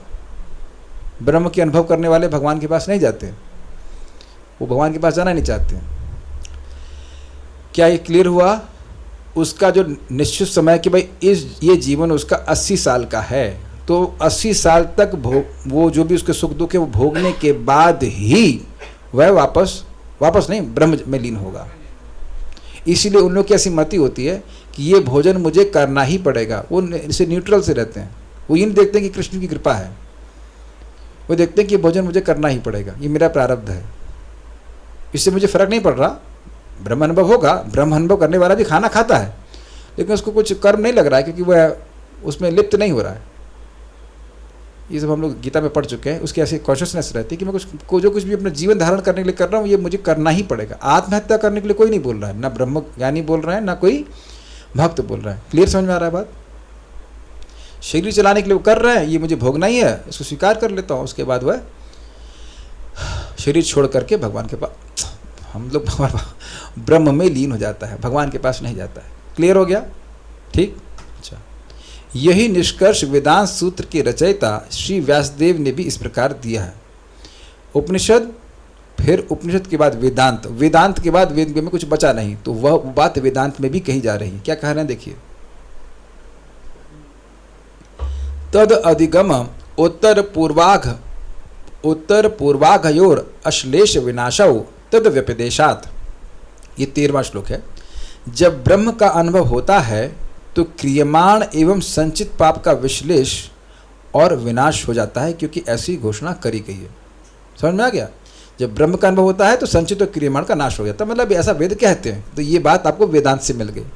जो श्रील रूप गोस्वामी जी कह रहे हैं वह वो वेद की ही बात को कह रहे हैं। तो श्री बलदेव विभूषण पाद आपको वेद से बता रहे कि वेद में ऐसा कहा गया है, ये बात बोल रहे हैं। ठीक है, इजी है। इतरस्याप्येवमशलेष पाते तु, ये 14वां श्लोक है। अनारब्ध कार्य एव तु पूर्वे तदवधे, 15वां श्लोक है। ब्रह्म ज्ञान प्राप्त होने के प्रारंभ में संचित तथा क्रियमाण पाप आत्मा से अलग हो जाते हैं, यही ब्रह्म ज्ञान की महिमा है। तथा इसी प्रकार ब्रह्म ज्ञान प्राप्त होने के पश्चात संचित तथा क्रियमाण प्रकार के समस्त पुण्य राशि आत्मा से अलग हो जाती है तथा मृत्यु के पश्चात मोक्ष की प्राप्ति होती। समझे? जब एडवेंट हो रहा है, जब ब्रह्म ज्ञान का अनुभव होना शुरू हुआ तो सारे पाप नष्ट, और जब पूर्णता को प्राप्त हुआ तो पुण्य भी नष्ट। Got it? पुण्य भी तो जन्म कराएगा ना। Is it okay? ठीक है, एकदम क्लियर है, इजी है। हालांकि यह ध्यान रखना चाहिए कि पाप एवं पुण्य राशि के केवल संचित और क्रियमाण प्रकार ही निकलते हैं। ये दो वायरस ही बाहर निकलते हैं, अगर से कह लीजिए, क्योंकि प्रारब्ध कर्म तब तक बने रहते हैं जब तक वर्तमान शरीर विद्यमान रहता है। यह है किसके लिए? जो ब्रह्म का अनुभव करना है। वेदांत सूत्र 4.1.13-15, आप इसको आगे वेदांत सूत्र से पढ़ सकते हैं, और नहीं पढ़ सकते तो लिखा हुआ है यहाँ पे, इसको स्वीकार कर लेना। ठीक, नेक्स्ट। इन सूत्रों का तात्पर्य इस प्रकार है कि जब ब्रह्म साक्षात्कार होता है तो जीवात्मा संचित एवं क्रियमाण प्रकार के पापों से प्रभावित नहीं होता, तथा ऐसे ब्रह्म साक्षात्कार के माध्यम से जीवात्मा के पुण्य भी समाप्त हो जाते हैं, तथा फिर अंतिम मुक्ति उस समय होती है जब प्रारब्ध कर्म द्वारा निर्मित वर्तमान भौतिक शरीर का भी नाश हो जाता है। हालांकि यह ध्यान रखना चाहिए कि पाप एवं पुण्य संबंधी केवल संचित एवं क्रियमाण कर्म ही नष्ट होते हैं, क्योंकि प्रारब्ध कर्म तब तक बने रहते हैं जब तक वर्तमान शरीर विद्यमान है। देखिए, इस रूम में भक्त जो हैं, आपको प्रयास करना चाहिए कि आप जगे रहें। कर्म नष्ट होने की बात हो रही है और अगर सो गए तो बड़ी दिक्कत होगी। वैसे दिक्कत इसलिए नहीं क्योंकि कुछ भी होगा कल जब तो करेंगे ही, ना भी जाने तो काम करेगा, लेकिन थोड़ा सा ध्यान देना चाहिए। जब आए हैं तो ध्यान सुनना चाहिए। नोट, वेदांत सूत्रों की व्याख्या करने के पश्चात आई एम सॉरी, ये मैं अपने शब्दों को वापस लेता हूँ, क्योंकि अभी हमने सुना, हम समझा है कि जब कोई शब्द होता है, बहुत ध्यान सुनना, जब कोई शब्द होता है, एक है हमारा मन और एक हमारा अवचेतन मन, सबकॉन्शियस माइंड। तो हमारा सबकॉन्शियस माइंड निद्रावस्था में भी एक्टिव रहता है। तो जो शब्द होता है आसपास, वो उस सबकॉन्शियस माइंड में जाता है। तो हम अपनी बात को सुधारेंगे। क्लास में सोना है तो क्लास में आके सोइए।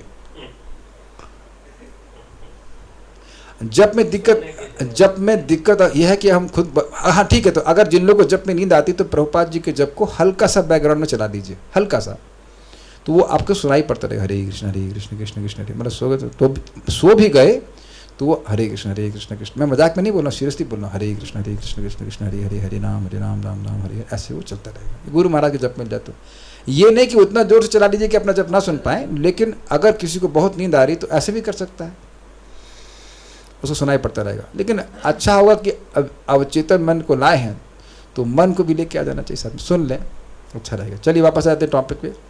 नोट, वेदांत सूत्रों की व्याख्या करने के पश्चात अब टीकाकार प्रारब्ध कर्म के नाश संबंध में पवित्र नाम की विशेषता बतलाते हैं कि पवित्र नाम कैसे प्रारब्ध कर्म को भी नष्ट करता है। भी यानी क्रियामाण संचित को तो करता ही है और प्रारब्ध को भी कर देता है।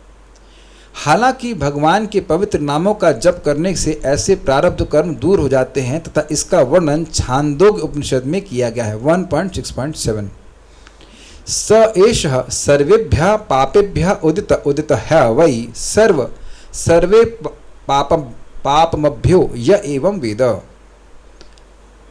आप हिंदी देखो ना, आप वहाँ परेशान हो जाओगे। हिंदी तो समझ में आती है ना, काहे संस्कृत देख रहे हैं, संस्कृत समझ में आ जाएगा। आप देखो मैं जो पढ़ा रहा हूँ, काहे को अंग्रेजी देख रहे हैं, आपको हिंदी नहीं समझ में आती है। हिंदी समझ में आती है क्लास में काहे को बैठे, बोल रहा हूँ ना, यू गेट डिस्ट्रैक्टेड। एक बार परम पूज्य राधा गोविंद महाराज प्रवचन कर रहे थे, कोई शिष्य आया, वो टीका पढ़ने लगा सामने, तो महाराज कहे अभी तुम सुनो, टीका पढ़ो घर पे, टीका पढ़ना गलत नहीं है, लेकिन अभी मैं जो पढ़ा रहा हूँ सामने देख के पढ़िए ना, हिंदी सुन रहे हैं ना, इज इट नॉट। जो इस प्रकार परमेश्वर को उनके नामों की सेवा के माध्यम से समझ लेता है, वह समस्त पापों से ऊपर उठ जाता है। समस्त का मतलब यानी कि प्रारब्ध भी नष्ट हो जाते हैं। क्लियर? यह स्पष्ट है कि जब यह उक्ति कहती है कि सर्वेभ्य पापमेभ्य, अर्थात वह पवित्र भगवान नाम की अर्चन विधि के माध्यम से समस्त पापों से ऊपर उठ जाता है, तो यहाँ प्रारब्ध प्रकार का भी संकेत मिलता है, प्रारब्ध प्रकार के कर्म। क्लियर? यहाँ पे यह नहीं कह रहे कि संचित और क्रियमाण ही होते हैं, सारे के सारे नष्ट होते हैं। मैं देखिए केवल पढ़ रहा हूँ, बस वही व्याख्या कर रहा हूँ जहाँ व्याख्या करने की जरूरत है। इजी है।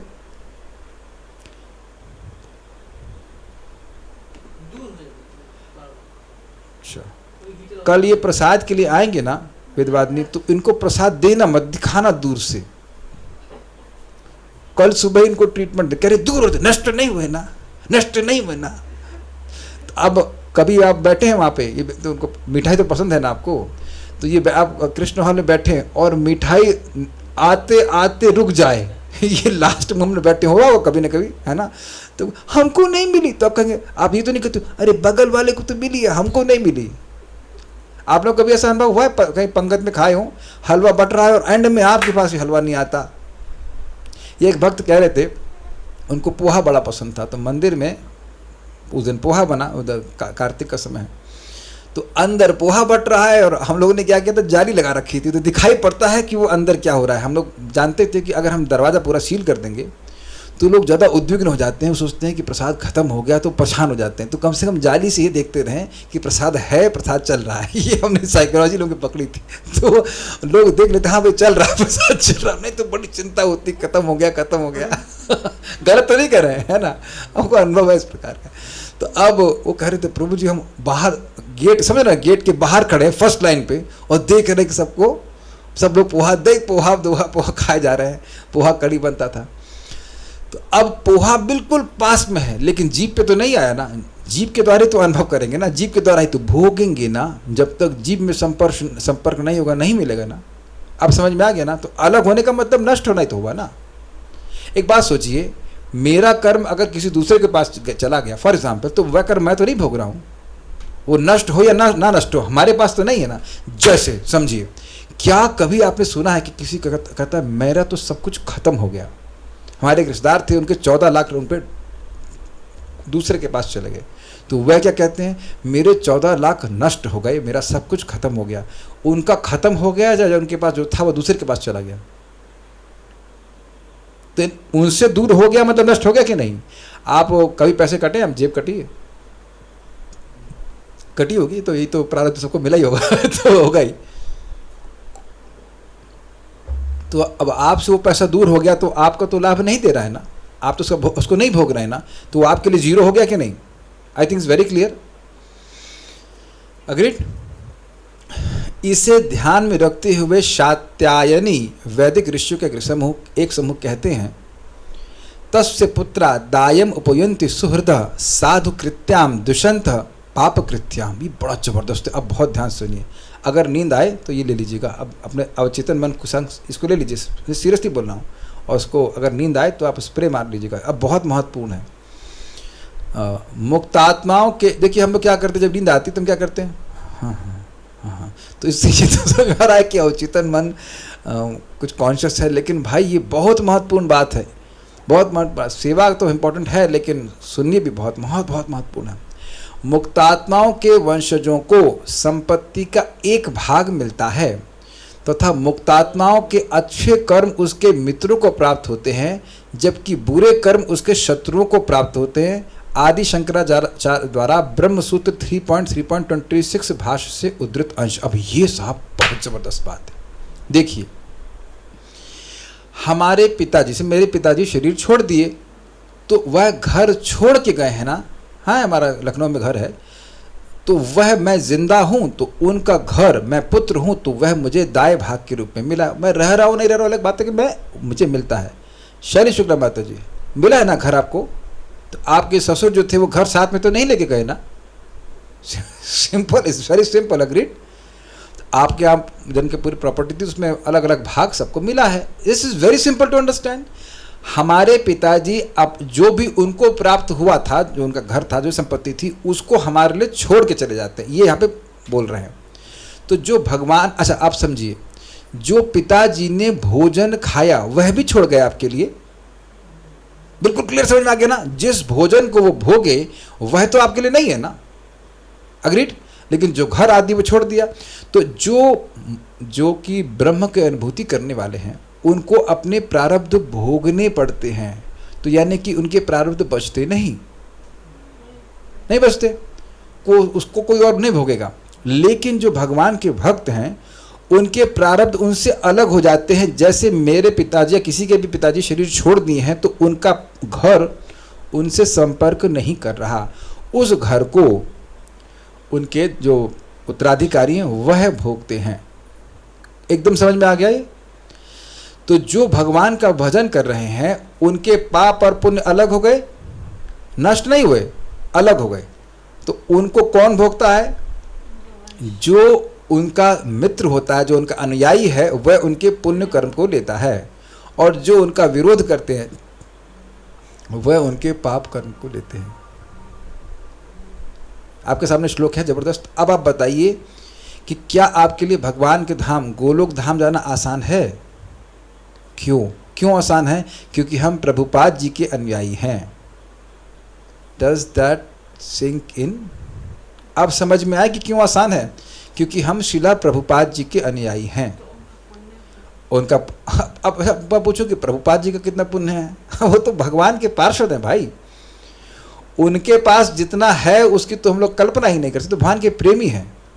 ये बात श्रीमद् भागवतम के प्रथम स्कंद के दूसरे अध्याय में एक श्लोक आता है, ये नु तानिहा, इससे पहले भगवंतम अधोक्षजम भूल रहा हूँ, कल्पन्ते ये नु तानिहा, इससे पहले भगवान का भजन किया था ऋषियों ने और भगवान की प्राप्ति करी थी, और उसी प्रकार उनके अनुयायी भी भगवान का भजन करके भगवान की प्राप्ति कर गए।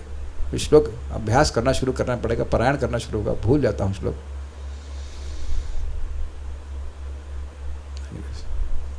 तो सबको समझ में आ रहा है? यानी कि भक्तों के जो प्रारब्ध हैं वह नष्ट नहीं होते हैं, वो अलग कर दिए जाते, उसका प्रभाव उन पर नहीं आ रहा है। तो जो हाँ, भेजिरे मुनियो थाग्रे भगवंतम अधोक्षजम, आगे क्या है? सत्वम विशुद्धम शेमाया कल्पन्त येनु तानिह। पूर्व में ऋषि मुनियों ने भगवान का भजन किया था और अपने कल्याण के लिए किया था, और जो उनके पीछे चलने वाले थे वह भी इसी प्रकार से कल्याण को प्राप्त किए थे। बिल्कुल समझ में आ गया? तो यहाँ स्पष्ट हो रहा है कि भक्तों के प्रारब्ध जो है वो नष्ट नहीं होते हैं, लेकिन वो अलग हो जाते हैं। उनको वो नष्ट होने जैसा ही हो गया। जो ब्रह्म अनुभव करने वाले होते हैं उनके नष्ट भी नहीं होते, उनका पीछा भी नहीं छोड़ते, उनको भोगना ही पड़ेगा, चिपक जाते हैं। लेकिन यहाँ पे ये जो भक्त हैं उनके कर्म दूर कर दिए जाते हैं। जैसे कभी आप सोचेंगे, सुना होगा, भूत पकड़ लिया है, तो भूत को दूर कर देते हैं, भूत को नष्ट नहीं करते। तो अब जब दूर कर देते हैं तो व्यक्ति स्वस्थ हो जाता है, भूत का प्रभाव नहीं आता। ये तो बड़ा अच्छा एग्जाम्पल बन रहा है। समझ रहे ना बात? भूत को मारा नहीं जाता है, वो भी तो जीवात्मा, उसको मारते नहीं है, उसको हटा देते, उतार के फेंक देते मतलब कहीं गाड़ देते, अलग कर देते हैं। Is it not? समझते हैं ना बात? एक एग्जाम्पल और समझेंगे आप। देखें, किसी पे कुछ प्रेत आदि आता है तो कुछ नींबू मिर्च काट करके ऐसे उतारा करके फेंक देता है, तो वो अब उससे तो दूर हो गया, ठीक है ना, उसको नहीं पकड़ता है। देखा होगा, करते हैं लोग इस प्रकार से। तो यानी इसी अर्थ में है कि प्रारब्ध उससे दूर हो जाता है। लेकिन अब आप कहेंगे फिर हमारा शरीर कैसे चल रहा है? वो भगवत इच्छा से चल रहा है, और वह इसीलिए दे जा रहा है कि उत्कंठा बढ़ी। अरे हाय, मैं 40 साल हो गया भजन करते हुए, भगवत प्रेम नहीं मिला। ऐसा नहीं कि नहीं मिला, लेकिन उसको उत्कंठा जागृत करने के लिए कि हाय मैं अभी वैकुंठ की प्राप्ति नहीं कर पाया, ऐसे करने के लिए भगवान उसके शरीर को रखते हैं। हम सभी लोग इसी कैटेगरी में हैं। भगवान चाहें तो एक क्षण में भगवान का प्रेम दे दें, लेकिन धीरे धीरे करके देते हैं ताकि उत्कंठा जागृत हो। प्रभु, ये सब मेरे शब्द नहीं है भाइयों। प्रभुपाद जी एक लेक्चर में कहते हैं, भक्तों के कष्ट आर्टिफिशियल होते हैं, आर्टिफिशियल, वो भगवान के द्वारा ही संपादित होते हैं, हर भक्त के। अब इसका मतलब ये नहीं कि बुखार आएगा तो आप दवा नहीं लेंगे, लेकिन क्रिब नहीं करेंगे। क्रिबिंग समझते हैं? हाय हमको ये क्यों कर दिया, वैसे क्यों कर दिया। और आप इसका प्रमाण जानना चाहते हैं तो आप जानते हैं, तत्ते नुकंपाम सुसमीक्षमाणा भुंजान अविवात्म कृतम विपाकम इत्यादि। उसका श्लोक की व्याख्या करने का समय यहाँ पे बस नहीं है, लेकिन जो भी सुख दुख आता है भक्त उसको भगवान की कृपा ही मानता है, और इसके द्वारा वह भगवान के धाम जाने के योग्य हो जाता है। चलिए हम आ रहे तो एक बात बता दे रहा हूँ यहाँ पे कि हमारी मनोवृत्ति क्या होनी चाहिए। देखिए, जब हमारे जीवन में दुख आए, सुख में तो है किसी को दिक्कत नहीं है, लेकिन दुख आता है तो हमारी मनोवृत्ति क्या होनी चाहिए। अगर आपके पास कोई चेक आता है, उसे आप डस्टबिन में डाल दें तो क्या लाभ मिलेगा? कुछ नहीं मिलेगा। लेकिन अगर हम उसी चेक को बैंक में डाल दें तो क्या होगा? जो पैसा उसमें लिखा है वह हमको प्राप्त हो जाएगा। अग्रीड? तो जो दुख आए, अगर उसमें व्यक्ति क्रिबिंग करने लगे कि भगवान हम तो भजन कर रहे हैं, हमको इतना कष्ट क्यों दे रहे हैं, मुझ जैसे सज्जन शिरोमणि को आप इतना दुख दे रहे हो, ये तो गलत है। तो अब ऐसा करने से भगवान का ने जो हमको कृपा दी है वो हमने डस्टबिन में डाल दी। लेकिन अगर हम ये मानते हैं कि भगवान हमें तो बहुत दुख भोगना था, हमें तो बहुत कमाया है, तो भगवान की प्रति ऐसी भावना होने से व्यक्ति भगवान के धाम जाने के योग्य बन जाता है। ये ब्रह्मा जी ने बताया 14वें अध्याय 10वें स्कंद में।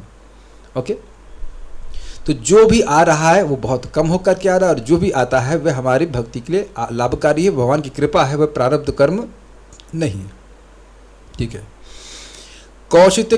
कौशितक वैदिक ऋषियों का एक अन्य समूह भी कहते हैं, तत्सुकृत दुष्कृते विधुनुते तस्य प्रिया ज्ञातयः सुकृतम उपयन्यत्य प्रिया दुष्कृतम।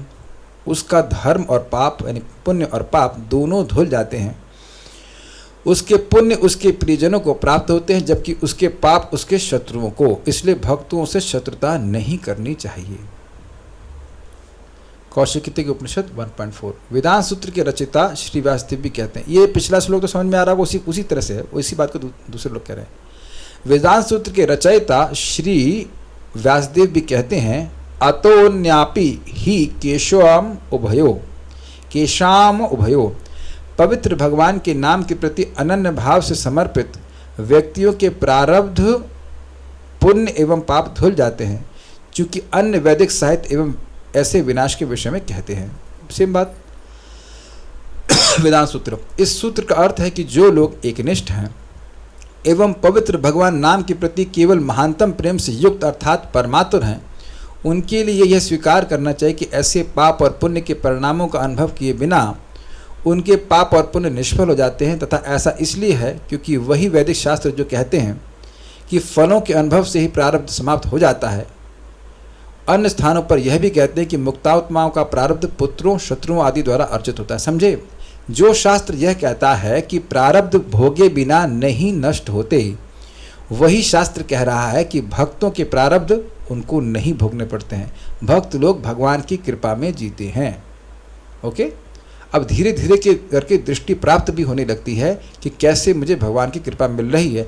व्यक्ति प्रारंभ में नहीं समझ पाता कि ये तो भगवान की कृपा हो रही। जैसे ध्रुव महाराज की माँ ने उन्हें खराब बोला, बहुत खराब बोला, तो कृपा थी कि वो प्रारब्ध था। उस समय तो उनको नहीं लग रहा था कि भगवान की कृपा है, लेकिन 6 महीने बाद समझ में आ गई ये तो मेरी माँ ने सहायता करी। अगर उन्हें खराब नहीं बोले होते तो भगवान के पास नहीं आते। हम एक भक्त को जानते हैं जिनकी शादी एक लड़के से होने वाली थी और वो लड़का बहुत खराब था, बहुत खराब, बहुत रुलाया, उनका वो शादी टूट गई और अब वह बहुत दुखी थी। तो आगे जाकर वह कुछ समय के बाद वह भक्ति में आई। तो अब बताइए कि जो व्यक्ति उनको प्रति खराब बर्ताव किया वो उनका दोस्त था कि दुश्मन था? अब आज वो भक्ति कर रहे हैं अच्छी प्रकार से। तो आप समझने का प्रयास कीजिए, हम लोग समझ नहीं पाते हैं कि किस प्रकार से भगवान हमारी सहायता ही कर रहे हैं। भक्ता नाम शम अभिप्सता, भगवान अपने भक्तों को आनंद ही देने वाले होते हैं। इसलिए शास्त्र की दृष्टि, अगर हम शास्त्र को सुनते रहते तो इस प्रकार की दृष्टि हमारी जागृत होने लगती है। एक बात हम यहाँ पे कह देते हैं, परम पूज्य वृंदावन चंद महाराज बात को समझा रहे थे कि इस जगत का स्वरूप ही है कि किसी के संग कुछ भी कभी भी हो सकता है। लेकिन जो व्यक्ति शास्त्र सुनता रहता है तो उसके पास ये दृष्टि जागृत रहती है कि ये भगवान की कृपा है और उसका मन स्थिर रहता है। जो शास्त्र नहीं सुनता वो सोचता है भगवान मुझसे बहुत ज्यादती कर रहे हैं और भगवान के प्रति नेगेटिव भावना आती है। देखिए, हम शास्त्र बोलते भी हैं, प्रतिदिन बोल रहे हैं। तो एक मुझे कुछ समस्या आ रही थी, तो काफ़ी 2-3 साल से समस्या थी। तो एक दिन में गुस्सा हो गया, मैंने कहा भगवान या तो आप क्या है, कुछ सोल्यूशन तो दीजिए, इधर भाग रहे उधर भाग रहे हैं। तो मेरे मन में भी कुछ, जैसा नहीं जप करना बंद कर दिया, लेकिन मन में क्रोध आ गया कि हमें आपकी भक्ति करने में बहुत दिक्कत हो रही है। और भगवान घर बैठे ऐसा इलाज दे दिए कि बस कुछ नहीं, कहीं भागने की जरूरत नहीं पड़ती। आप समझ रहे हैं ना बात? ये क्या हुआ भाई? तो कभी कभी व्यक्ति का इस प्रकार की भावना आ ही जाती है। जब देखिए मैं रोज शास्त्र पढ़ता हूँ तब ऐसी भावना आ जाती है। तो जो लोग बिल्कुल नहीं पढ़ रहे हैं उनका क्या होगा? उनका ये होगा कि वो भक्ति को छोड़ सकते हैं। इसलिए शास्त्र सुनते रहिए, भगवान कभी भी अपने भक्तों का हित नहीं करते हैं। अब हम कुछ प्रश्न को लेते हैं, हमें कैसे पता चलेगा कि मेरे प्रारब्ध मेरी लाइफ में कितना है? नहीं पता चलेगा। Don't try to ask wrong question. I mean अपने कर रहा प्रश्न वो सब छोड़िए, आप भगवान का नाम उच्चारण कीजिए। इस समय आपका ब्लड ग्लूकोज लेवल क्या है, ट्राइग्लिसराइड कितने हैं, पता भी नहीं हुआ है कि नहीं? नहीं पता होगा तो है नहीं ना। अच्छा, कोलेस्ट्रॉल का लेवल क्या है? अच्छा, आपका बॉडी का फैट परसेंटेज क्या है? तो ये सब पता नहीं और प्रारब्ध कर मालूम कर लेंगे। जैसे हमने प्रश्न किया था मैंने पूछा महाराज को, महाराज का क्लास था, परम पूज्य वृंदावन चंद्र महाराज समझा रहे थे कि जैसे शरद ऋतु में सारे जल के आगार पवित्र हो जाते हैं, ऐसे करके बताया। तो हमने कहा महाराज ये कैसे समझें कि शरद ऋतु में जल के सारे आगार स्वच्छ हो जाते हैं? तो महाराज कहे हाँ भाई, ये शुभ कृष्ण को बस अब बाकी सारी बात समझ में आ गई है, यही समझ में नहीं आया है कि शरद ऋतु में जल के आगार कैसे साफ हो जाते हैं, इसलिए उनको दिक्कत है और मजाक बना दिए महाराज। तो अब आप पहले सारी बात समझ लीजिए ना कि भाई कोलेस्ट्रॉल कितना है, वो कहाँ समझ में आ रहा है? वो लिख के रिपोर्ट में आता है कि भाई इतना है तो मान लेते हैं। तो अब यही रिपोर्ट वेद दे रहा है कि जो नाम बोलता है उसके प्रारब्ध नष्ट हो जाते हैं, बस। प्रश्न, क्या इसके कोई एग्जाम्पल है शास्त्रों में जिसने निराकार ब्रह्म की प्राप्ति की? क्या आपकी क्लास में बीच में आई, अभी आए हैं? आपने प्रश्न किया 8:22 बहुत सुंदर। ये पता नहीं मुझे आप क्लास में कब आए, शुरुआत से बता रहा था ना मैं सुखदेव गोस्वामी के बारे में, तो क्लास थोड़ा ध्यान सुनिए। आप एक अफर्मेशन दीजिए, ये वक्त हमारे ग्रुप से इसलिए बोल रहा हूँ, जो मतलब विद्यापीठ के ग्रुप से घबराई मत, हम अपने वक्तों को थोड़ा सा हल्का सा मतलब चिली सॉस भी खिलाते हैं। अब एक काम कीजिए, पॉजिटिव बोल रहा हूँ, आप एक अफर्मेशन लिखना शुरू कीजिए कि मैं बहुत ध्यानपूर्वक क्लास सुनता हूँ और उसके अनुसार प्रश्न करता हूँ। अब बोलना शुरू कीजिए, आप इम्प्रूव कर जाएंगे। एकांत भाव क्या? एकांत भाव का मतलब एक अंत, जो भगवान के नाम में रुचि प्राप्त करना चाहते हैं, भगवान के नाम की सेवा करना चाहते हैं, इसे कहते हैं एकांत। एक अंत, इसका और कोई दो अंत नहीं है। There are no divergence. यहाँ पहुँचे, उसके बाद और कहीं नहीं जाना। ओके, तो इजी था। हाँ, कुछ पूछ रहे थे, बोलिए। हरे कृष्ण प्रभु जी। प्रभु जी, एक क्वेश्चन था कि जैसे चैतन्य चरितामृत में महाप्रभु बोलते हैं कि जे हरि नाम ना है उसका महिमा वेद ना कोहिते पारे। चैतन्य भागवत में रात दिन नाम लैया खाईते शुईते ताहार महिमा ना वेद ना कहे पारीते। अच्छा, हाँ। और यहाँ पे जो वेद वर्णन कर रहे हैं, जो नाम का लेता है वो प्रारब्ध और इसमें सब ये एक बेनिफिट बोल रहे हैं। ये कह रहे हैं कि भाई एक तरफ कहते हैं कि जो रात दिन नाम लेता है उसकी महिमा वेद नहीं कह सकता, और यहाँ वेद कहता है कि नाम लेने वाले के सारे प्रारब्ध अलग हो जाते। तो ये एक बेनिफिट कह रहे हैं। इसका मतलब ये नहीं कि वेद सारे बेनिफिट कह दे रहा है, ये केवल एक बेनिफिट है। इसका मतलब ये नहीं कि सारे बेनिफिट हैं। अच्छा प्रश्न था। नाम श्रुत क्या अपराध मुक्त नाम है? नाम स्फुरित, नाम स्फुरित क्या अपराध मुक्त नाम है? अच्छा, मतलब कह रहे हैं कि स्फुरणे न तत्ते प्रारब्ध कर्मेति विरवति वेदा। अपराध रहित नाम, ऑफेंसलेस चैंटिंग, एटलीस्ट नामाभास होना चाहिए, और ये मुश्किल नहीं है। देखिए एक बात समझ लीजिए, कोई भी व्यक्ति हमेशा नामापराध नहीं करता है। प्रमाण क्या है? यहाँ किसी भक्त को कभी भी एक क्षण के लिए नाम अच्छा लगा कि नहीं लगा? अब तक जप करने आए हो, क्या कभी एक बार भी एक नाम बोलना अच्छा लगा कि नहीं लगा? ऐसा कोई व्यक्ति है जिससे आज तक कभी भी जप करना अच्छा लगा ही नहीं?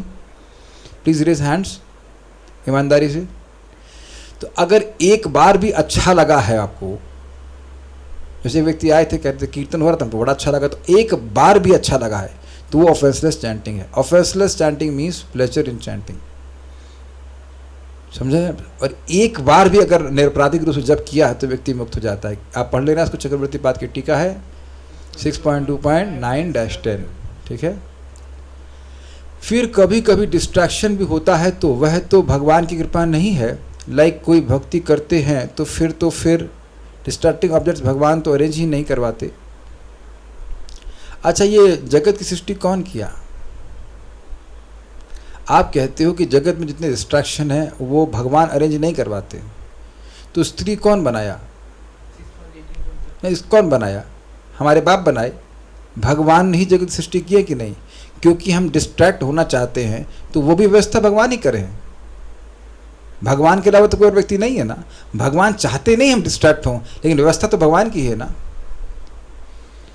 अच्छा ये बताइए कि जो टीचर है, मैं केवल स्त्री की बात नहीं कर रहा हूँ, स्त्री है, धन है, यश है, जो कुछ भी है, भगवान स्वयं बोले ना, सुख दुख जो भी कुछ है भगवान सृष्टि करते हैं कि नहीं? गीता पढ़िए आप, दशम अध्याय में पढ़ चुके हैं हम लोग। सुखम दुखम भवो भावो भयम च भवे भयम च भयम एव च इत्यादि श्लोक है, शुरुआत में ही आप देख लीजिएगा। मैं मुझसे ही आते हैं, जन्माद अस्यतः, भगवान से सब कुछ आता है। तो भगवान अपनी अंतरंग शक्ति का आश्रय भी तो दे रहे हैं, इज इट नॉट? देखिए जो भी डिस्ट्रैक्शन हैं उनको भगवत संबंध में देखना चाहिए। मान लो किसी की खाने में रुचि है, मान लो रसगुल्ला खाना चाहता है, तो भगवान को अर्पित करके ग्रहण करे, डिस्ट्रैक्शन समाप्त हो जाएगा कि नहीं?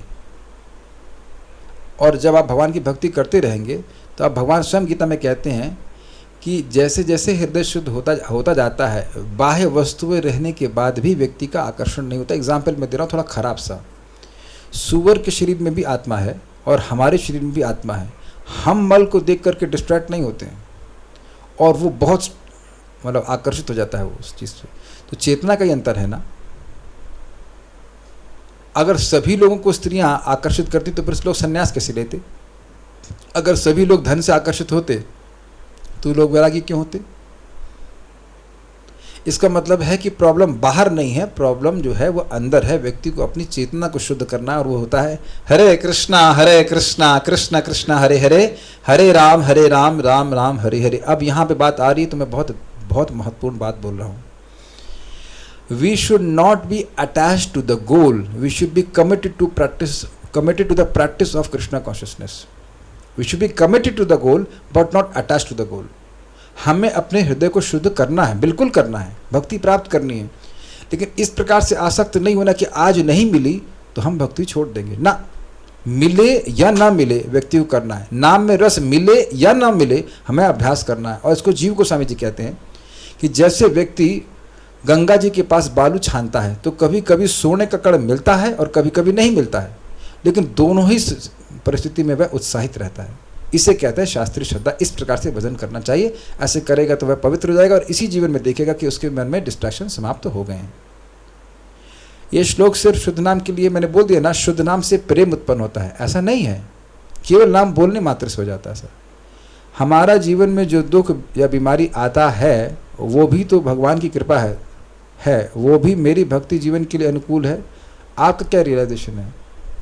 भगवान सोचना चाहिए, भगवान अगर आप दुख नहीं देते तो मैं इस आपकी गीता की बात को समझ ही नहीं पाता कि ये जगत दुखालयम अशाश्वतम है। तो गीता का जो ज्ञान आपने दिया है उसका विज्ञान आप दे रहे हो कि मेरा शरीर कैसा भी, कितना भी मैं प्रयास कर लूँ, मेरा शरीर मुझे सुख नहीं दे सकता। अरे आपका गुरु, हमारा गुरु हमारा शरीर ही है। क्यों? कैसे? वो हमें बहुत बड़ी शिक्षा दे रहा है कि चाहे कोई व्यक्ति आपका कितना भी उपकार करे उससे आसक्त मत हो। समझे? सुनाई पड़ा? शरीर को क्या क्या देते हैं? सुलाते हैं, 8 घंटा एसी चलाते हैं, शरीर के लिए है ना कि आपके लिए? हमारे लिए तो है नहीं, शरीर के लिए है। तो शरीर को एसी में डाल रहे हैं, पानी दे रहे हैं, भोजन दे रहे हैं, कपड़ा दे रहे हैं, सब कुछ दे रहे हैं, फिर भी शरीर हमसे आसक्त नहीं है। तो शरीर हमारा गुरु हुआ कि नहीं? कोई विरोध? तो हमारा शरीर ही भगवान हमको दिखा रहे हैं कि कितना बड़ा, कितना निरासक्त है, तुरंत छोड़ के चल लेता है। हर क्षण शरीर छोड़ ही रहा है कि नहीं? एक सेकंड में भी हमारा शरीर परिवर्तित होता जाता है। तो शरीर ही दिखा रहा है कि देखो मैं कितना निरासक्त हूँ। बिना दीक्षा के भी नाम की सेवा करने से भगवान के पास पहुँच जाएंगे? देखिए अच्छा प्रश्न है। यदि मन में यह भाव है कि मुझे गुरु चाहिए ही नहीं तो नहीं जाएंगे। यानी दीक्षा गुरु स्वीकार करा हो या शिक्षा गुरु स्वीकार करे, अनुगत्य में रहेगा तो भगवान के पास जाएगा। Got it? पहली बात तो समझ लीजिए। दीक्षा ले ली लेकिन शिक्षा ग्रहण नहीं करेगा तो भी भगवान के पास नहीं जाएगा, क्योंकि दीक्षा लेने के बाद शिक्षा ग्रहण करने के लिए ही दीक्षा ली जाती है। समझे ना बात? दीक्षा ले लिया उसके बाद वो मसाला खा रहा है, मसाला मतलब पान मसाला, तो कैसे भगवान के पास जाएगा? तो कुछ लोग सोचते हैं कि दीक्षा का स्टैंप लग गया, अब हम मुक्त हो गए। हमारे परम पूज्य राधानाथ महाराज से भगवान की कृपा है, गुरु महाराज से दीक्षा प्राप्त हुई। तो दीक्षा देते समय महाराज बोल रहे लेक्चर में, don't think that Diksha will liberate you, quite encouraging, is it not? क्यों भक्ति प्रदा माता जी? गुरु महाराज ऐसे बोलते हैं दीक्षा में कि कि दीक्षा के द्वारा तुम मुक्त नहीं होगे। हमारे महाराज बड़े, मैं एकदम बाकी बात भूल गया, ये बात याद है। मैं वहीं बैठा हूँ, महाराज के सब लोग, बहुत सारे लोग थे और बोले don't think that Diksha will liberate you, क्योंकि ऐसा ही लोग सोचते हैं। अब हमारा काम खत्म, दीक्षा हो गया, अब हमें कुछ नहीं करना, ऐसा लोग सोचते हैं। तो भजन कर रहे, लेकिन दीक्षा क्यों ले रहे हैं? आशीर्वाद प्राप्त करते हैं गुरु का। साधु कृपा नाम बिना प्रेम नहीं हुए। अब अगर कोई शिक्षा ग्रहण कर रहा है तब भी उसकी दीक्षा हो ही गई है, उसका फॉर्मुलाइजेशन जरूर हो जाएगा, लेकिन वह संप्रदाय के का मार्ग अनुगमन कर रहा है। प्रभुपाद जिसको कहते हैं चैतन्य चरितामृत में, offenseless chanting does not depend on formal initiation. अंग्रेजी समझ ले रहे हैं? फॉर्मल क्या कहेंगे? औपचारिक रूप से दीक्षा, निरपराधिक जप औपचारिक रूप से दीक्षा पर निर्भर नहीं करता। इसका मतलब ये नहीं कि दीक्षा की आवश्यकता नहीं है, लेकिन यह नहीं कहेंगे कि आप फॉर्मली नाम चेंज करवाए हैं, बैठे हैं यज्ञ में, तभी हम निरपराधिक जप करेंगे। अगर मान लीजिए कोई भक्त है और उसके अनुगत में जप कर रहा है व्यक्ति, अनुगत मतलब उनकी शिक्षाओं का पालन करते हुए, यानी त्रिणादपि सुनिचिन इत्यादि के द्वारा, तो उसे भगवत प्रेम प्राप्त होगा, क्योंकि उसने भले ही उसने फॉर्मली दीक्षा नहीं ली है, लेकिन उसने गुरु स्वीकार किया। यानी बिना गुरु के मुक्ति नहीं हो सकती है। पहले समझ लीजिए, चाहे शिक्षा गुरु हो चाहे दीक्षा गुरु, देयर हैज़ टू बी शिक्षा। और दीक्षा गुरु भी वही होते हैं जो हमारे प्रमुख शिक्षा गुरु होते हैं, वही दीक्षा गुरु होते हैं। प्रभुपाद 34 स्कंद में बताते हैं। इसलिए गुरु तो स्वीकार करना ही पड़ेगा, है कि नहीं? अब इस समझ में आगे बात, तो इसके बिना तो भगवान के पास नहीं जा सकता। क्यों? भगवान स्वयं बोलते तद विधि प्रणिपातेन परिप्रश्नेन सेवया उपदेक्षन्ति ते ज्ञानम ज्ञानिनस् तत्त्वदर्शिनः, भगवद गीता 4.34। यदि कोई भक्तों से शुरुआत में शत्रुपूर्ण व्यवहार करे और बाद में उसका मित्र बन जाए, तो क्या ऐसे व्यक्ति को भी अपराध का भागी बनना पड़ेगा? जी नहीं, बिल्कुल नहीं। ऐसे जगाई मुदाई थे ना, वो झगड़ा किए, बाद में भक्त बन गए, तो भक्त बन गए। प्लीज़ एक बार भागवतम श्लोक नंबर बताइए जो आपने पढ़ने के लिए कहा है। 5:1:35 भागवतम, नहीं 5:1:35 पढ़ने के लिए कहा था। वो तो फिर 6.2 में तो प्रभुपाद तात्पर्य वहाँ लिखे नहीं, तात्पर्य एंड में लिखे, वो उस अध्याय के बाद में। ये लिख लीजिएगा 5:1:35। हम सब नाम लेते हैं तो क्या इसका मतलब है हम मुक्त हैं? आहा, अच्छा। इहा यस्य हरिर्दासे कर्मणा मनसा गिरा निखिलासु अपि अवस्थासु जीवन मुक्त स उच्यते। कुछ लोग तो छप गए भगवान की कृपा से। ईहा नॉट स्मॉल ई बड़ा ई, ईख वाला ई, ईहा मतलब स्पृहा कर रहा है। ईहा क्या सुनता है? भूल गया, अहंकार नहीं करना चाहिए, याद कराइए। ईहा यस्य, यस्य मतलब जिसकी ईहा, जिसकी स्पृहा। ईहा यस्य हरेर दास्य, जिसकी भगवान हरि की दासता में ईहा यानी स्पृहा है। सेवा नहीं कर रहा है, खाली स्पृहा कर रहा है कि मैं सेवा करूंगा। ईहा यस्य हरेर दास्य कर्मणा मनसा गिरा, कर्म से, मन से या वाणी से स्पृहा, सेवा करने की स्पृहा है। तो निखिलासु अपि अवस्थासु जीवन मुक्त स उच्यते, किसी भी अवस्था में हो वह मुक्त कहलाता है, श्रील रूप गोस्वामी बताते हैं। तो अब जो नाम बोल रहा है वो तो आगे हो गया ना, वो तो सेवा करना शुरू कर दिया। जो नाम बोलने की इच्छा कर रहा है वही मुक्त हो गया। देखिए, समझने का प्रयास कीजिए, मुक्ति है क्या? मुक्ति हित्वा अन्यथा रूपेण स्वरूपेण अवस्थिति, अन्यथा रूप को त्याग करके अपने स्वरूप में स्थित होने को मुक्ति कहते हैं। भागवत पहले समझिए तो सही कि मुक्ति है क्या। तो अब मुक्ति का मतलब है कि कृष्ण की सेवा करना, हमारा स्वरूप है कृष्ण की सेवा करना, तो कृष्ण की सेवा करना मुक्ति है। इजी, बहुत सिंपल। तो जिस भी रूप से आप कृष्ण की सेवा करें, भोजन बना रहे हैं, मान लीजिए कथा सुन रहे हैं, जप कर रहे हैं, भगवान को प्रणाम कर रहे हैं, किसी भी तरह से कृष्ण की सेवा कर सकते हैं, क्योंकि किसी भी इंद्रिय से आप भगवान की सेवा कर सकते हो। क्लियर? तो जैसे ही सेवा करते, क्षमा कीजिएगा, जैसे ही सेवा करने की इच्छा करते हैं उसी समय हमारा बंधन समाप्त। समझ में आ गई बात? तो मुक्त हैं। अच्छा, इसको कहते हैं जीवन मुक्त, अर्थात जीते जी भी वह मुक्त है। एग्जाम्पल समझिए, जैसे कोई दूसरे देश का कोई व्यक्ति है जो यहाँ पे स्पाई मतलब जासूसी कर रहा है, तो भले ही वो भारतीय वेशभूषा में है, लेकिन भारत सरकार उसे पकड़ेगी तो भारतीय नहीं मानेगी, उसको फॉर एग्जाम्पल पाकिस्तानी आतंकवादी या उसका ग्रुप का ही व्यक्ति मानेगी। अग्रीड? समझ में आ गया? भले ही वो भारत में रह रहा हो, भारत की वेशभूषा में हो। उसी प्रकार से बद्ध जीव की वेशभूषा में जीव हो सकता है, लेकिन अगर उसकी इस प्रिया कृष्ण की सेवा की है तो वह मुक्त है जीते जी। इसे कहते हैं जीवन मुक्त स उच्चते, जीते जी मुक्त है। बाद में उसकी विदेह मुक्ति होगी, अर्थात वह देह त्यागने के बाद मुक्त होकर भगवान के पास चला जाएगा। बहुत अच्छा प्रश्न किया, तो समझा पाया इसको। मन नहीं लगने का क्या मतलब है? सुनने का प्रयास नहीं कर रहा है और सीधे रडार जब मोड में चला गया, मतलब मन कहीं और है और जीभ से बोल रही है। उसका भी तो लाभ है, उसका भी तो लाभ है। जीभ, केवल जीभ से बोलने मात्र से इतना लाभ हो रहा है। या मन नहीं कर रहा बिल्कुल और फिर लगा हुआ है कि किसी तरह सुन ले, फिर भी सुनाई नहीं दे रहा है। देखिए एक बात समझिए, अगर मैं कहूं कि हरे कृष्णा बोलो और आप हरे कृष्णा नहीं बोलते, तो यानी मन में हरे कृष्णा बोलने का संकल्प भी नहीं आया। बड़े ध्यान से सुनना।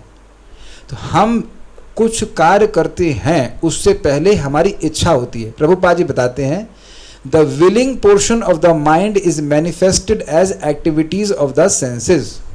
तो जो हमारी विलिंग पोर्शन है, इसे कहेंगे, क्या बोलेंगे, इसकी इच्छा शक्ति है कि भाई मैं ये करूँगा, ये हमारी इंद्रियों के द्वारा अभिव्यक्त होता है। तो जो आप बैठ के 16 माला कर रहे हैं, चल के कर रहे हैं, तो आपने संकल्प लिया। ध्यान देना, आप इस क्लास के बाद मैं कहूँगा कि आप 5 बार महामंत्र बोलना, तो आपके मन में एक इच्छा आएगी।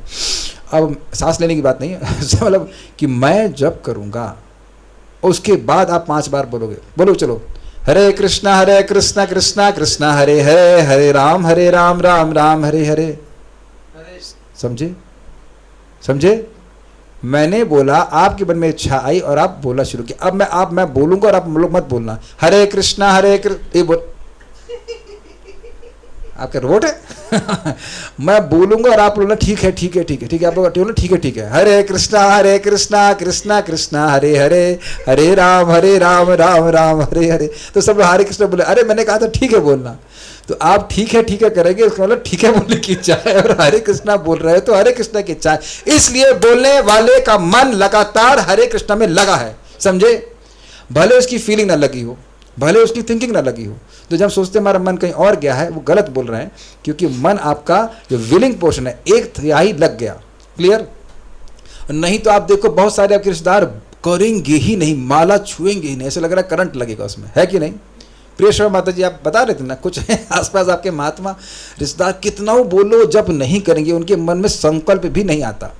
ठीक? तो संकल्प लगा हुआ आपका। अब थिंकिंग कैसे लगेगी? जैसे ही आपने सुना हरे कृष्णा, तो थिंकिंग भी अरेस्ट हो गई, यानी 2/3 मन लग गया। अग्रीड? और फीलिंग कैसे लगेगी? फीलिंग लगाने का बहुत सिंपल तरीका है। Do you feel that feeling of gratitude is also a feeling? तो अगर आप ये सोचें, हे राधा श्याम सुंदर, आपकी बड़ी दया है कि आपके नाम की कृपा से आज मैं भक्ति कर पा रहा हूँ, तो ये फीलिंग है ना ग्रैटिट्यूड की। इस तरह से आप इस अवेयरनेस में रहें तो फीलिंग्स भी आने लग जाएंगी। सिंपल है? ठीक है। What is offensive and unoffensive regarding inattentiveness and offenses? देखिए बहुत सिंपल बात है। अगर हम लोग ध्यानपूर्वक करने का प्रयास कर रहे हैं तो निरपराधी होता है। अब देखिए, जैसे इस भक्त ने गलती से कैमरा हिला दिया तो मैं गुस्सा नहीं हुआ। अगर ये जानबूझकर हिला रहे होते तो ये अपराध होता। समझ में आ गया? बड़ा अच्छे टाइम पे आपने हिलाया। अब ये जो वीडियो हिला है, ये हमेशा के लिए हिल गया, लेकिन इसको मैं अपराध नहीं मान रहा हूं, क्योंकि आप हिलाना चाहते नहीं थे। आप मन में भी नहीं सोचे होगा कि मैं प्रभु जी का वीडियो हिलाऊं, ऐसे कर कैमरा हिलाऊं। कभी आया? नहीं आया ना? लेकिन अभी जो चीज़ आप मन में कभी सपने में भी नहीं सोचोगे, वो अभी आपसे हो गई, लेकिन इसको अपराध में नहीं मान रहा हूँ, ऐसा करना नहीं चाहते। तो हम लोग को प्रयास कर रहा है। जैसे मैं अपने एग्जाम्पल दे रहा था कि मेरा बीच में स्वास्थ्य खराब था, तो होता यह था कि 12 माला करने के बाद मैं बिल्कुल लाइक ड्रेन्ड महसूस करता था, मेरे से हो ही नहीं रहा था। तो मैं मोबाइल चेक करके कर रहा था, but I was not feeling good about it कि मैं यह क्या कर रहा हूँ। ऐसा ना तो मैं प्रचार करता हूँ, ना मैं करना चाहता हूँ। मुझे क्या करना चाहिए? भगवान मुझे आप सहायता करिए, सहायता करिए। तो भगवान ने एक आइडिया दिया कि भाई, आइडिया मतलब भक्त से मालूम करवा दिया कि सांस गहरी लो तो थकान नहीं होगी। हमने कहा अरे भैया, वाह भैया, हम तो फिर चाप दिए, हमको सोल्यूशन मिल जाता पर हम छोड़ते नहीं। हम तो फिर तब से सांस लेना शुरू कर दिए, बिल्कुल एनर्जी लगती। 2 घंटा रात में सोया कभी और फिर सांस लेना शुरू किया, कोई थकान नहीं लग रही। अब ट्राई करके देखना, ये मत कह रहा हूँ कि 2 घंटा सोना, लेकिन आप देखना खूब गहरी सांस लेंगे, खूब अच्छे से एनर्जी रहती है। दूसरा, हमने कभी 12 माला कर लो, उसका पैदल निकल जाओ बाहर, तो मन हमारा अच्छा हो जाता। तो कम से कम फ़ोन तो नहीं चेक कर रहा हूँ ना। तो अगर हम सिंसियरली कुछ प्रयास करते हैं तो भगवान सहायता करते हैं। नाम जब करने में जो अच्छा लगता है वो समझ भी नहीं आता है। अच्छा तो लगता है, समझने की क्या जरूरत है? रसगुल्ला कैसे अच्छा लगता है समझते हो कि बस रसगुल्ले को टेस्ट करते हैं? नाम से पाप नष्ट होते हैं लेकिन दोबारा फिर भी पाप हो सकते हैं। बहुत अच्छा प्रश्न किया है, बहुत अच्छा प्रश्न किया है। अब मेरा तो मन करता है कभी हमको मौका मिले तो आप लोगों को छठे स्कंद का 1, 2, 3 अध्याय पूरा पढ़ा दूं, एक एक लाइन। तो काश मैं सभी के मरने से पहले एक बार उसको पढ़ा सकूं। हम तो खूब पढ़े उसको, एकदम चक हो गए सारे फंडे। वहाँ परीक्षित महाराज कहते हैं कि भाई देखिए, लोग प्रायश्चित करते हैं और फिर पाप करते हैं, उसका क्या मतलब है? मन्ने कुंजर शौचवत में तो हाथी के स्नान जैसा, हाथी जाता है खूब अच्छे से, खूब मलमल के मतलब जितना संभव हो खूब स्नान करता है, बाहर आके फिर उतने ही उत्साह से वह मट्टी में लौट लेता है। लेकिन चक्रवर्ती बात कहते हैं कि प्रायश्चित की भर्त्सना परीक्षित महाराज कर रहे हैं, लेकिन भक्तों की भर्त्सना भगवान परीक्षित महाराज नहीं कर रहे हैं। ये देखा जाता है कि भक्ति करने के बाद भी कुछ पाप उपस्थित हो जाता है, लेकिन ऐसे लोगों की भर्त्सना भगवान परीक्षित महाराज नहीं कर रहे हैं। और इसी बात को यमराज के दूतों ने यमराज से पूछा कि अगर भक्तों से पाप हो जाए तब, तो कहते हैं वहाँ पे यमराज जी 6.3 में देखिए, स्याद पातकी, अगर कदाचित भक्तों से पाप हो जाए, भाई वही माया के साम्राज्य में रह रहे हैं, तो भगवान का गुणगान करते रहने से वो सारे पाप नष्ट हो जाते हैं। तो बार बार रोज हरे कृष्ण मंत्र बोलना चाहिए, वो अपने आप ही सारे पाप ध्वस्त होते हैं। अब इसमें एक और सीन है। सीन ये है कि चक्रवर्ती पास 6.2.9-10 की टीका में कहते हैं कि जब अजामिल के सारे पाप नष्ट हो गए थे पहली बार नारायण बोलने से, तो दोबारा वह वैश्या के पास क्यों जा रहा था, वैसा पाप क्यों हो रहा था? तो कहते हैं कि देखिए, भक्त के सारे पाप नष्ट हो जाते हैं, लेकिन वो जो दोबारा पाप प्रकट हो रहे हैं वो पूर्व के अभ्यास के कारण है। उससे उस व्यक्ति को नरक नहीं जाना पड़ेगा। जैसे सर्प है, अब सर्प के दांत निकाल लीजिए और मार रहा, फुर्र मार रहा, तो व्यक्ति मरेगा नहीं, उसका कुछ प्रभाव नहीं होगा। देखने में लगेगा कि सर्प हमको डस रहा है, समझ रहे हैं बात? तो देखने में लगेगा कि वो उसके पाप हो रहे हैं, लेकिन देखेंगे धीरे धीरे इसके पाप क्रमशः कम होते जा रहे हैं। जैसे एक भक्त थे, वो 36 साल रोज शराब पीते थे, साधना अच्छी थी उनकी, जो वो रोज शराब पी रहे हैं, तो जब करने लगे तो एकदम से कैसे छोड़ देंगे, लेकिन 1 साल लगा, अब पूरा शराब छोड़ दी। समझ गए बात? तो अभ्यास ऐसा होता है, अभ्यास करण होता है, इसलिए घबराइएगा मत, नाम जप करते रहिए, सारी वासना समाप्त हो जाती है। एक नाम से चेतना पूरी शुद्ध क्यों नहीं होती? उत्कंठा भी तो जागृत करनी है। अच्छा ये बताओ, कभी एग्जाम में पास हुए हैं बहुत बढ़िया से? जब खूब मेहनत करके एग्जाम में पास हुए, रिया माता जी आप एमबीबीएस की हैं ना? एमबीबीएस की हैं, तो नीट की तैयारी करी थी अच्छे से करी थी। तो जब अच्छे से करी थी और फिर जब एग्ज़ाम में पास हुए तो अच्छा लगा था कि नहीं? और मान लो एक आधा दिन पढ़ के पास हो जाती तो अब एग्ज़ाम में मज़ा भी नहीं आता। अग्रीड? शायद एमबीबीएस कर ली हो आप पूरा, है ना? तो वहाँ भी जब आदमी मेहनत करता है, मेहनत करके कुछ प्राप्त करता है तो उसको वैल्यू करता है, इसलिए भगवान मेहनत करवाते हैं। बड़ा सुंदर बात है, मैं भी रेफरेंस तुरंत नहीं दे पाऊंगा, मैं पढ़ा हूँ चक्रवर्ती बात की टीका में। भगवान जैसे ही कोई नाम बोलता है, भक्ति स्वीकार करता है, तो भगवान कहते हैं कि इसको मैं निर्गुण बनाऊंगा, लेकिन तुरंत नहीं तुरंत नहीं, थोड़ा भगवान का स्वभाव है कि रुला देते हैं। लेकिन एक बात ध्यान रखना, जो भगवान वासना नष्ट कर दिए फिर उदित नहीं होने देते। ही प्रोटेक्ट्स अस।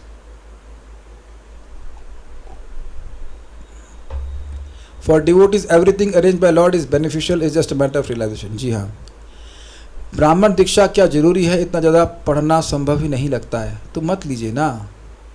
बुरा नहीं मानिएगा, दुर्गा जी क्या कहती है, मेरे शब्द नहीं है। 2.1.11 जहाँ तक मुझे उसकी लग रहा है उसी की टीका में पढ़े थे, कह नहीं वेद पढ़ने की जरूरत नहीं, भगवान का नाम उच्चारण करो। हम तो आज तक हमें तो भक्ति शास्त्री नहीं करना पड़ा ब्राह्मण दीक्षा के लिए। बल्कि पता है क्या, मैं ब्राह्मण दीक्षा लेना भी चाह रहा था। मैं कहा डेटी वर्शिप करना नहीं है, और फिर अब 3 माला और करनी पड़ेगी। तो मैं सोचता है 16 तो करनी, 3 माला और करनी पड़ेगी। हमको 16 माला से बड़ा अटैचमेंट भगवान की ठाकुर जी की कृपा की है कि 16 माला का हो जानी चाहिए। तो उससे आधा 5 मिनट और करना पड़ेगा। तो बहुत बार सनातन प्रभु कहे कि ले लो। 2010 में मेरी पहली दीक्षा हुई और 2019 में दूसरी हुई। मतलब पहली वाली 7 साल के बाद हुई, 2003 से 16 माला कर रहा था, पहली वाली 7 साल के बाद हुई, दूसरी वाली और 9 साल के बाद हुई। क्या फिर बोले ठीक है, आप कह रहे तो कहते हैं। तो फिर मैं जाके महाराज से लिया था। तो इतना क्या चिंता कर रहे हैं? देखिए, is not so much about which mantra you are getting, how sincerely you are chanting them. Hare Krishna मंत्र पूरी तरह समर्थ है भगवत प्रेम देने के लिए। अरे आप क्या ब्रह्मा हैं? नहीं, मैं महाप्रभु के बात को रिपीट कर रहा हूँ। इहा हईते सर्व सिद्धि होय बे तुम्हार। जरा ये हमारे सामने बंगाली बाबू बैठे हैं, ये हैते का क्या मतलब होता है? फ्रॉम, है ना, फ्रॉम दैट। यह मतलब इससे, फ्रॉम दिस, इससे सारी सिद्धि प्राप्त हो जाएगी। एक बात को समझने में तो बहुत टाइम नहीं लगना चाहिए ना।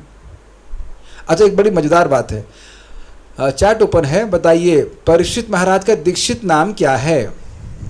परीक्षित महाराज का नाम युधिष्ठिर महाराज ने क्या रखा? परीक्षित महाराज सिंपल। और उनका दीक्षित नाम क्या है? हाँ भाई, दीक्षित भक्तों ये बताइए, परीक्षित महाराज का दीक्षित नाम क्या है? परीक्षित दास गोस्वामी कह सकते हैं आप। तो अब परीक्षित महाराज का दीक्षित नाम तो प्रसिद्ध है नहीं, अग्रीड। अच्छा, ये पता है ना कि परीक्षित महाराज भगवान के पास गए थे, उन्हें भगवान का प्रेम प्राप्त हुआ था, इसमें तो कोई संदेह है नहीं, भागवत प्रमाण है। कितना इंटरेस्टिंग है ना। तो भागवत मार्ग, श्रवण कीर्तन के मार्ग में वहाँ ऐसा कोई एकदम बंधन नहीं कि आपका नाम चेंज ही किया जाए। मैं आपके सामने अपना ओपिनियन नहीं रख रहा हूँ, मैं आपके सामने डेटा रख रहा हूँ। आप अन्य भक्तों से पूछ लेना कि क्या परीक्षित महाराज की इस प्रकार से कोई सुखदेव गोस्वामी के द्वारा दीक्षा हुई थी, क्योंकि उनका नाम तो हम परीक्षित ही सुनते हैं ना।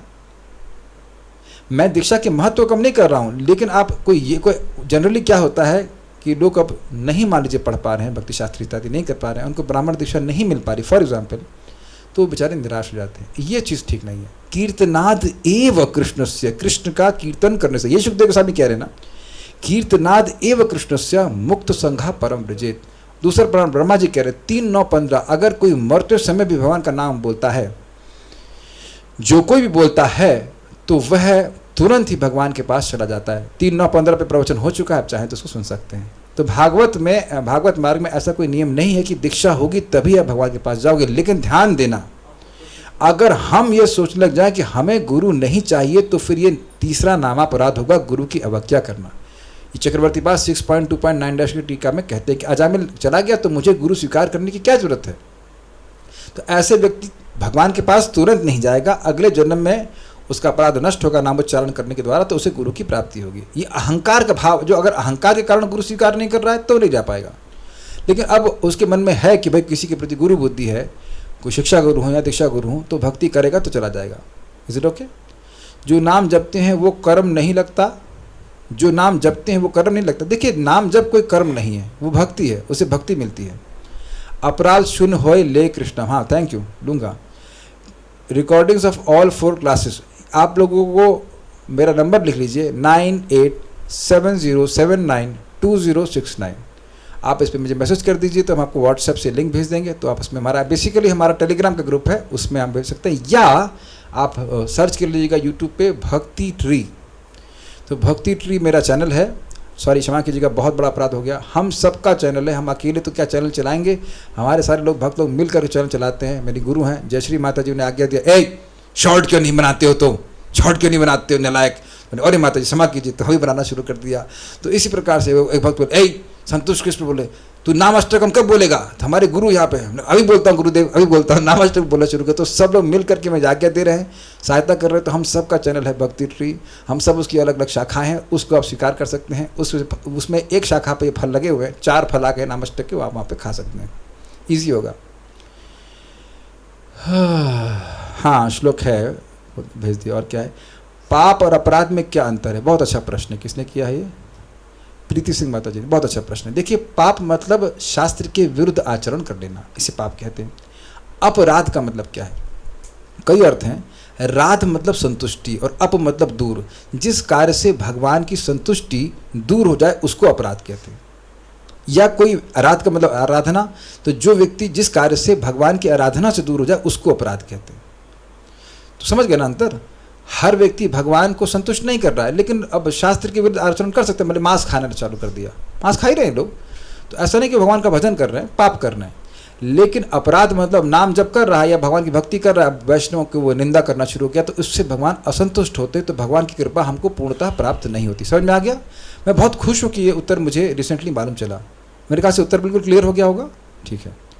क्या अपराध करने के बाद भक्ति रुक जाती है? ना ना ना ना ना। This is very nice answer. Preeti Singh माता जी, thank you so much, wonderful question you asked. देखिए, जब हम लोग यहाँ से, मैं अभी मंदिर जाता हूँ तो बीच में ब्रेकर्स पड़ते हैं, तो ब्रेकर स्पीड स्लो कर सकते हैं, रोक नहीं सकते हैं, समझे?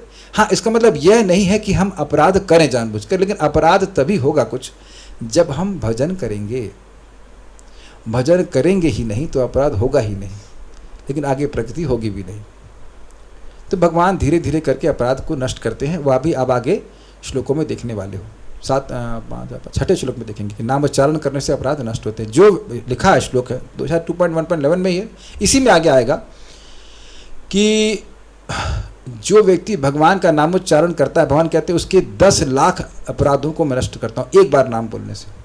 और भगवान स्वयं कहते हैं एक और पुराण में कि जिसने कहीं भी कभी भी कैसे भी मेरा नाम लिया उसके नाम को मैं नहीं बोल सकता। इसलिए हर परिस्थिति में, चाहे अपराध हो चाहे न हो, नाम करना ही है, नाम करना ही, उसी से आप ठीक हो जाओगे। वैष्णव अपराध हो जाए तो उसका सोल्यूशन क्या है? ओके, तो आप देखिए मेरा भक्ति ट्री पे हमने एक वीडियो पोस्ट किया है, लॉ ऑफ अट्रैक्शन, उसमें उसका आप उपयोग कर सकते हैं। मान लीजिए आप एकदम जादू की तरह काम करेगा। मान लीजिए किसी भक्त के प्रति आपका अपराध हो जाए।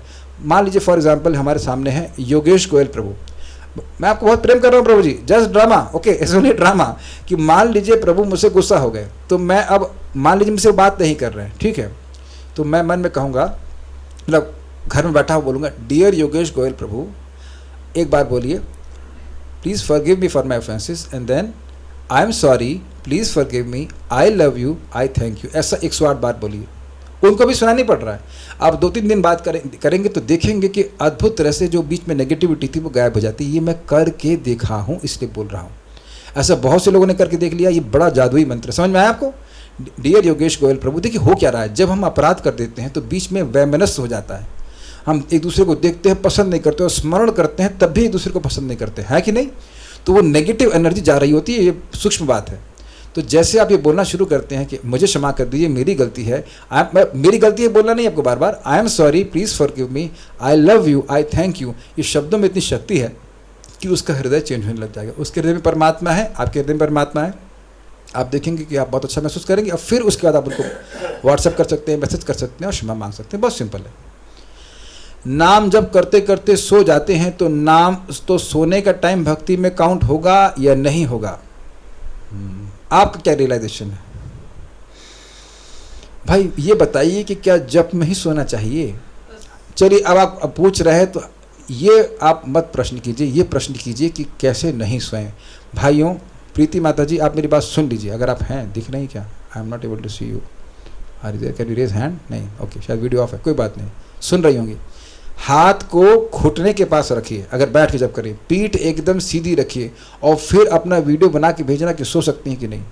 कभी नहीं सो सकते ऐसे। अब कभी सोए आप लोग ऐसे एकदम सीधे? सो नहीं सकते।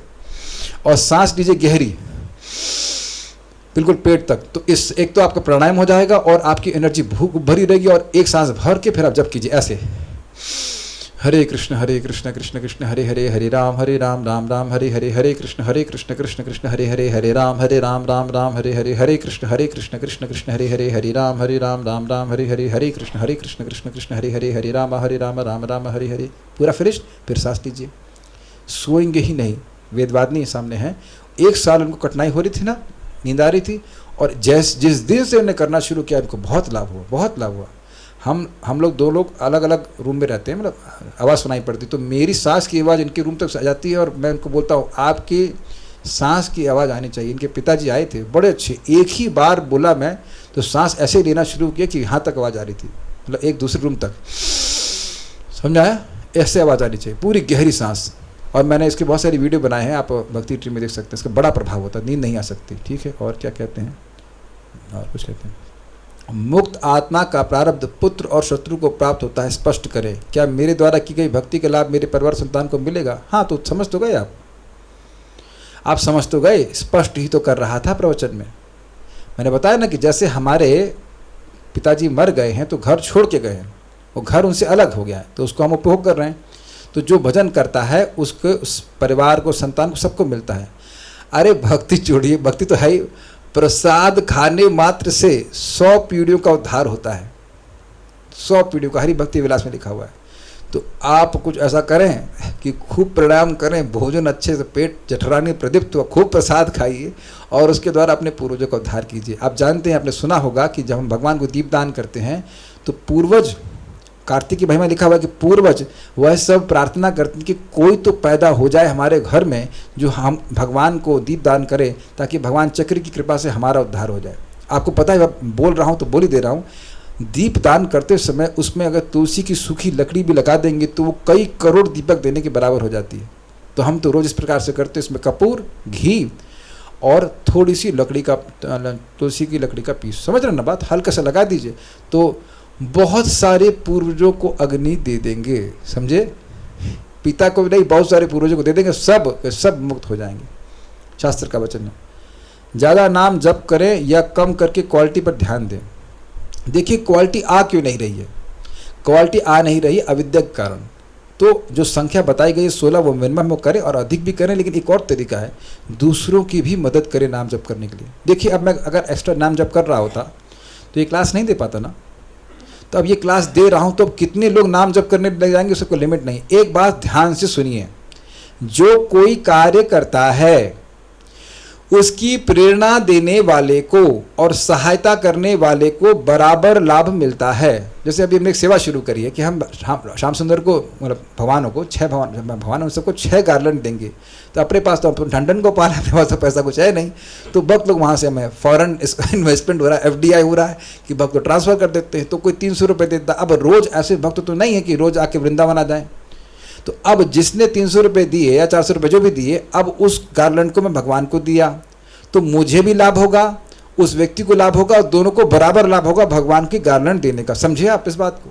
मान लीजिए कोई कहे कि एकादशी में प्रभु जी अन्न ले सकते हैं, हमने कहा हाँ कोई दिक्कत नहीं, ले सकते हो। अगर मैं ऐसा कहता हूँ तो एकादशी में अन्न लेने का क्या पाप लगता है? गो मांस खाने का पाप लगता है। तो उसको भी लगेगा और मुझको भी लगेगा। समझे बात? उतना ही लगेगा, डिवाइड नहीं होता है।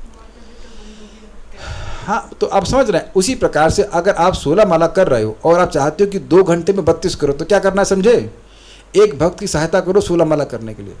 तो वो 16 करना शुरू किया तो अब आपके 32 हो गए। अच्छा चलो, प्रभु जी तृप्ति नहीं हो रही, 64 करना चाहता हूँ, तो 2 लोग को और जोड़ लीजिए, तो कितना हो गया आपके 16, बाकी 3 के 48। और तो एक व्यक्ति हमको पूछे तो आप 64 करते हो? हमने कहा प्रभु जी हमको पता नहीं है कितनी माला करते हैं, 16 का हिसाब रखा और बाकी का हिसाब रख नहीं रहे, वो हिसाब भगवान रखें। समझे आप? हमारे ग्रुप में सुबह भक्त लोग आते, 70-80 लोग। हम तो प्रार्थना कर रहे थे आज से कि हे श्याम सुंदर, बड़ा आपकी कृपा है कि हमारे जूम जपा जिम में 713 लोग हैं, सब आ रहे हैं। अब जो आएगा उसके, हमने तो प्रार्थना करी ना, हमने सुविधा दे रखी हुई है कि भाई ये हम लोग जूम पे चलाएंगे, सब करेंगे। तो जो व्यक्त आते हैं तो कहते हैं अब तो फ्री में कर रहे हैं, हम फ्री में कुछ ना, हम फ्री में करेंगे, कुछ नहीं फ्री में करेंगे, आप आओ जब करो, सहायता मिलेगी तो आपका पुण्य हमको मिलेगा। तो आप कहेंगे हमारा पुण्य ले लोगे, नहीं, आपका बना रहेगा और आपका मेरे पास भी आएगा। ये हिसाब है, क्योंकि असीमित लाभ देने वाला। समझ गए सारी इक्वेशन? तो केवल ज़्यादा जब के चक्कर में ना पड़िए, 16 माला करिए, अच्छे से करने का प्रयास कीजिए, अधिक भी कर सकते हैं, लेकिन दूसरों की सहायता भी कीजिए। क्योंकि आप ये प्रश्न इसीलिए कर रहे हैं कि किसी भक्त ने आपकी सहायता करी थी, वो केवल अपना जप करने के लिए नहीं बैठा हुआ था। एक बात यहाँ पर आ रही मैं बोल रहा हूँ, जिसको जैसे अपना सुविधा उसका स्वीकार कर ले। हम जप कर रहे हैं, अपना उत्थान चाहते हैं, दूसरों को जप के बारे में नहीं बता रहे, अर्थात हम दूसरों का उत्थान नहीं चाहते हैं। और यह मत्सरता, ऐसे व्यक्ति को नाम में रुचि नहीं मिलती है। दूसरों का उत्थान चाहिए। आप कहेंगे प्रभु जी हमसे तो प्रचार हो नहीं रहा, तो आप सिंपल ही करिए। रुकिए, देखिए मैंने क्या बताया, बहुत सिंपल ट्रिक है। कहाँ गया? अगर मान लीजिए वर्ल्ड प्रेस, आप बाहर जाके प्रचार नहीं कर पा रहे हो, तो ये प्रार्थना बोलना, हे गौर निताई भगवान, आपकी दया से इस जगत के सभी जीव आपकी भक्ति करके आपके पास चले गए हैं। फिर माला कीजिए। फिर उसके बाद फिर माला पूरी हो जाए, हे गौर निताई भगवान, आपकी दया से इस जगत के सभी जीव आपकी भक्ति करके आपके पास वापस चले गए। फिर माला कीजिए। तो ये 16 बार आप बोलिए, तो आप जगत में नाम को भेज रहे हैं। समझ रहे हैं? नाम की शक्ति को भेज रहे हैं। प्रभुपाद कहते हैं नाम एक बार बोलते पूरे विश्व में 7 बार चला जाता है। तो अगर हम चाह रहे हैं कि स्वर्ग जाए, तो नाम से स्वर्ग चले जाओगे। जो इच्छा करोगे प्रकट हो जाएगी। तो अब आप इस प्रकार की इच्छा कर रहे तो यह भी होने लग जाएगा। तो अब इस प्रकार से भी आप प्रचार कर रहे हैं, ठीक है। अगर घर से बाहर नहीं निकल पा रहे, वैष्णव अपराध के बाद भी प्रभु जी कौन से वैष्णव अपराध? अरे भैया, वैष्णव अपराध करने के बारे में मत सोचो, एफर्मेशन दो कि मैं सभी से प्रेम करता हूँ। Think about positive. समझ में नहीं आया अब तक? अगर किसी से ना मिल पाए और उन भक्त के प्रति अपराध हो जाए, तब भी हो पुनः प्रेर अपराध शमन करवा देगा। भैया करवा देगा, करवा दी है। एक भक्त से मेरा बड़ा झगड़ा हो गया था, अब एकदम शांति हो गई है, एकदम शांति हो गई। ये काम करता है। अच्छा ये बताइए, क्या आप मेरे सामने बैठ के सुन रहे हो और 1 मिनट मैं अपना वीडियो ऑफ कर लूं और आप जो लोग भी अपना वीडियो ऑफ कर रहे हैं कि मेरी आवाज़ नहीं सुन रहे हैं, तो अगर मैं अपना वीडियो ऑफ रखूं और वो सामने वाले तो बहुत से लोग वीडियो ऑफ रखे ही हुए हैं, तो वो सब सुन रहे हैं, तो जरूरी तो सूक्ष्म बात से सुन रहे हैं कि नहीं सुन रहे हैं? तो जब जूम ऐसा कर सकता है तो भगवान नहीं कर सकते हैं ऐसा? मैं गुस्से में नहीं बोल रहा हूँ, खाली समझाने का प्रयास कर रहा हूँ कैसा होता है। Please repeat phone number. Okay, right it down.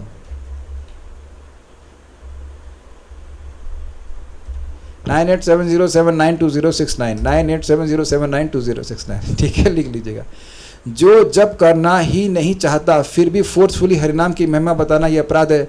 ठीक है, अपराध है तो उसे बताओ मत, आप उसको स्मरण करो। कहो कि अब वो व्यक्ति हरे कृष्ण मंत्र करने लगा, अरे आप क्यों टेंशन लेते हो? आपको मेरे मतलब माता जी जब करना शुरू कर दी हैं, हरे कृष्णा कृष्ण कृष्ण हरे हरे, हरे राम राम राम हरे। अब ये इच्छा पूर्ण अगर नहीं होगी तो नाम की बदनामी होगी ना, कि भैया नाम बोलते हैं इच्छा पूर्ण नहीं होती, तो अपने को बचाने के लिए भगवान को प्रेरित कर देंगे।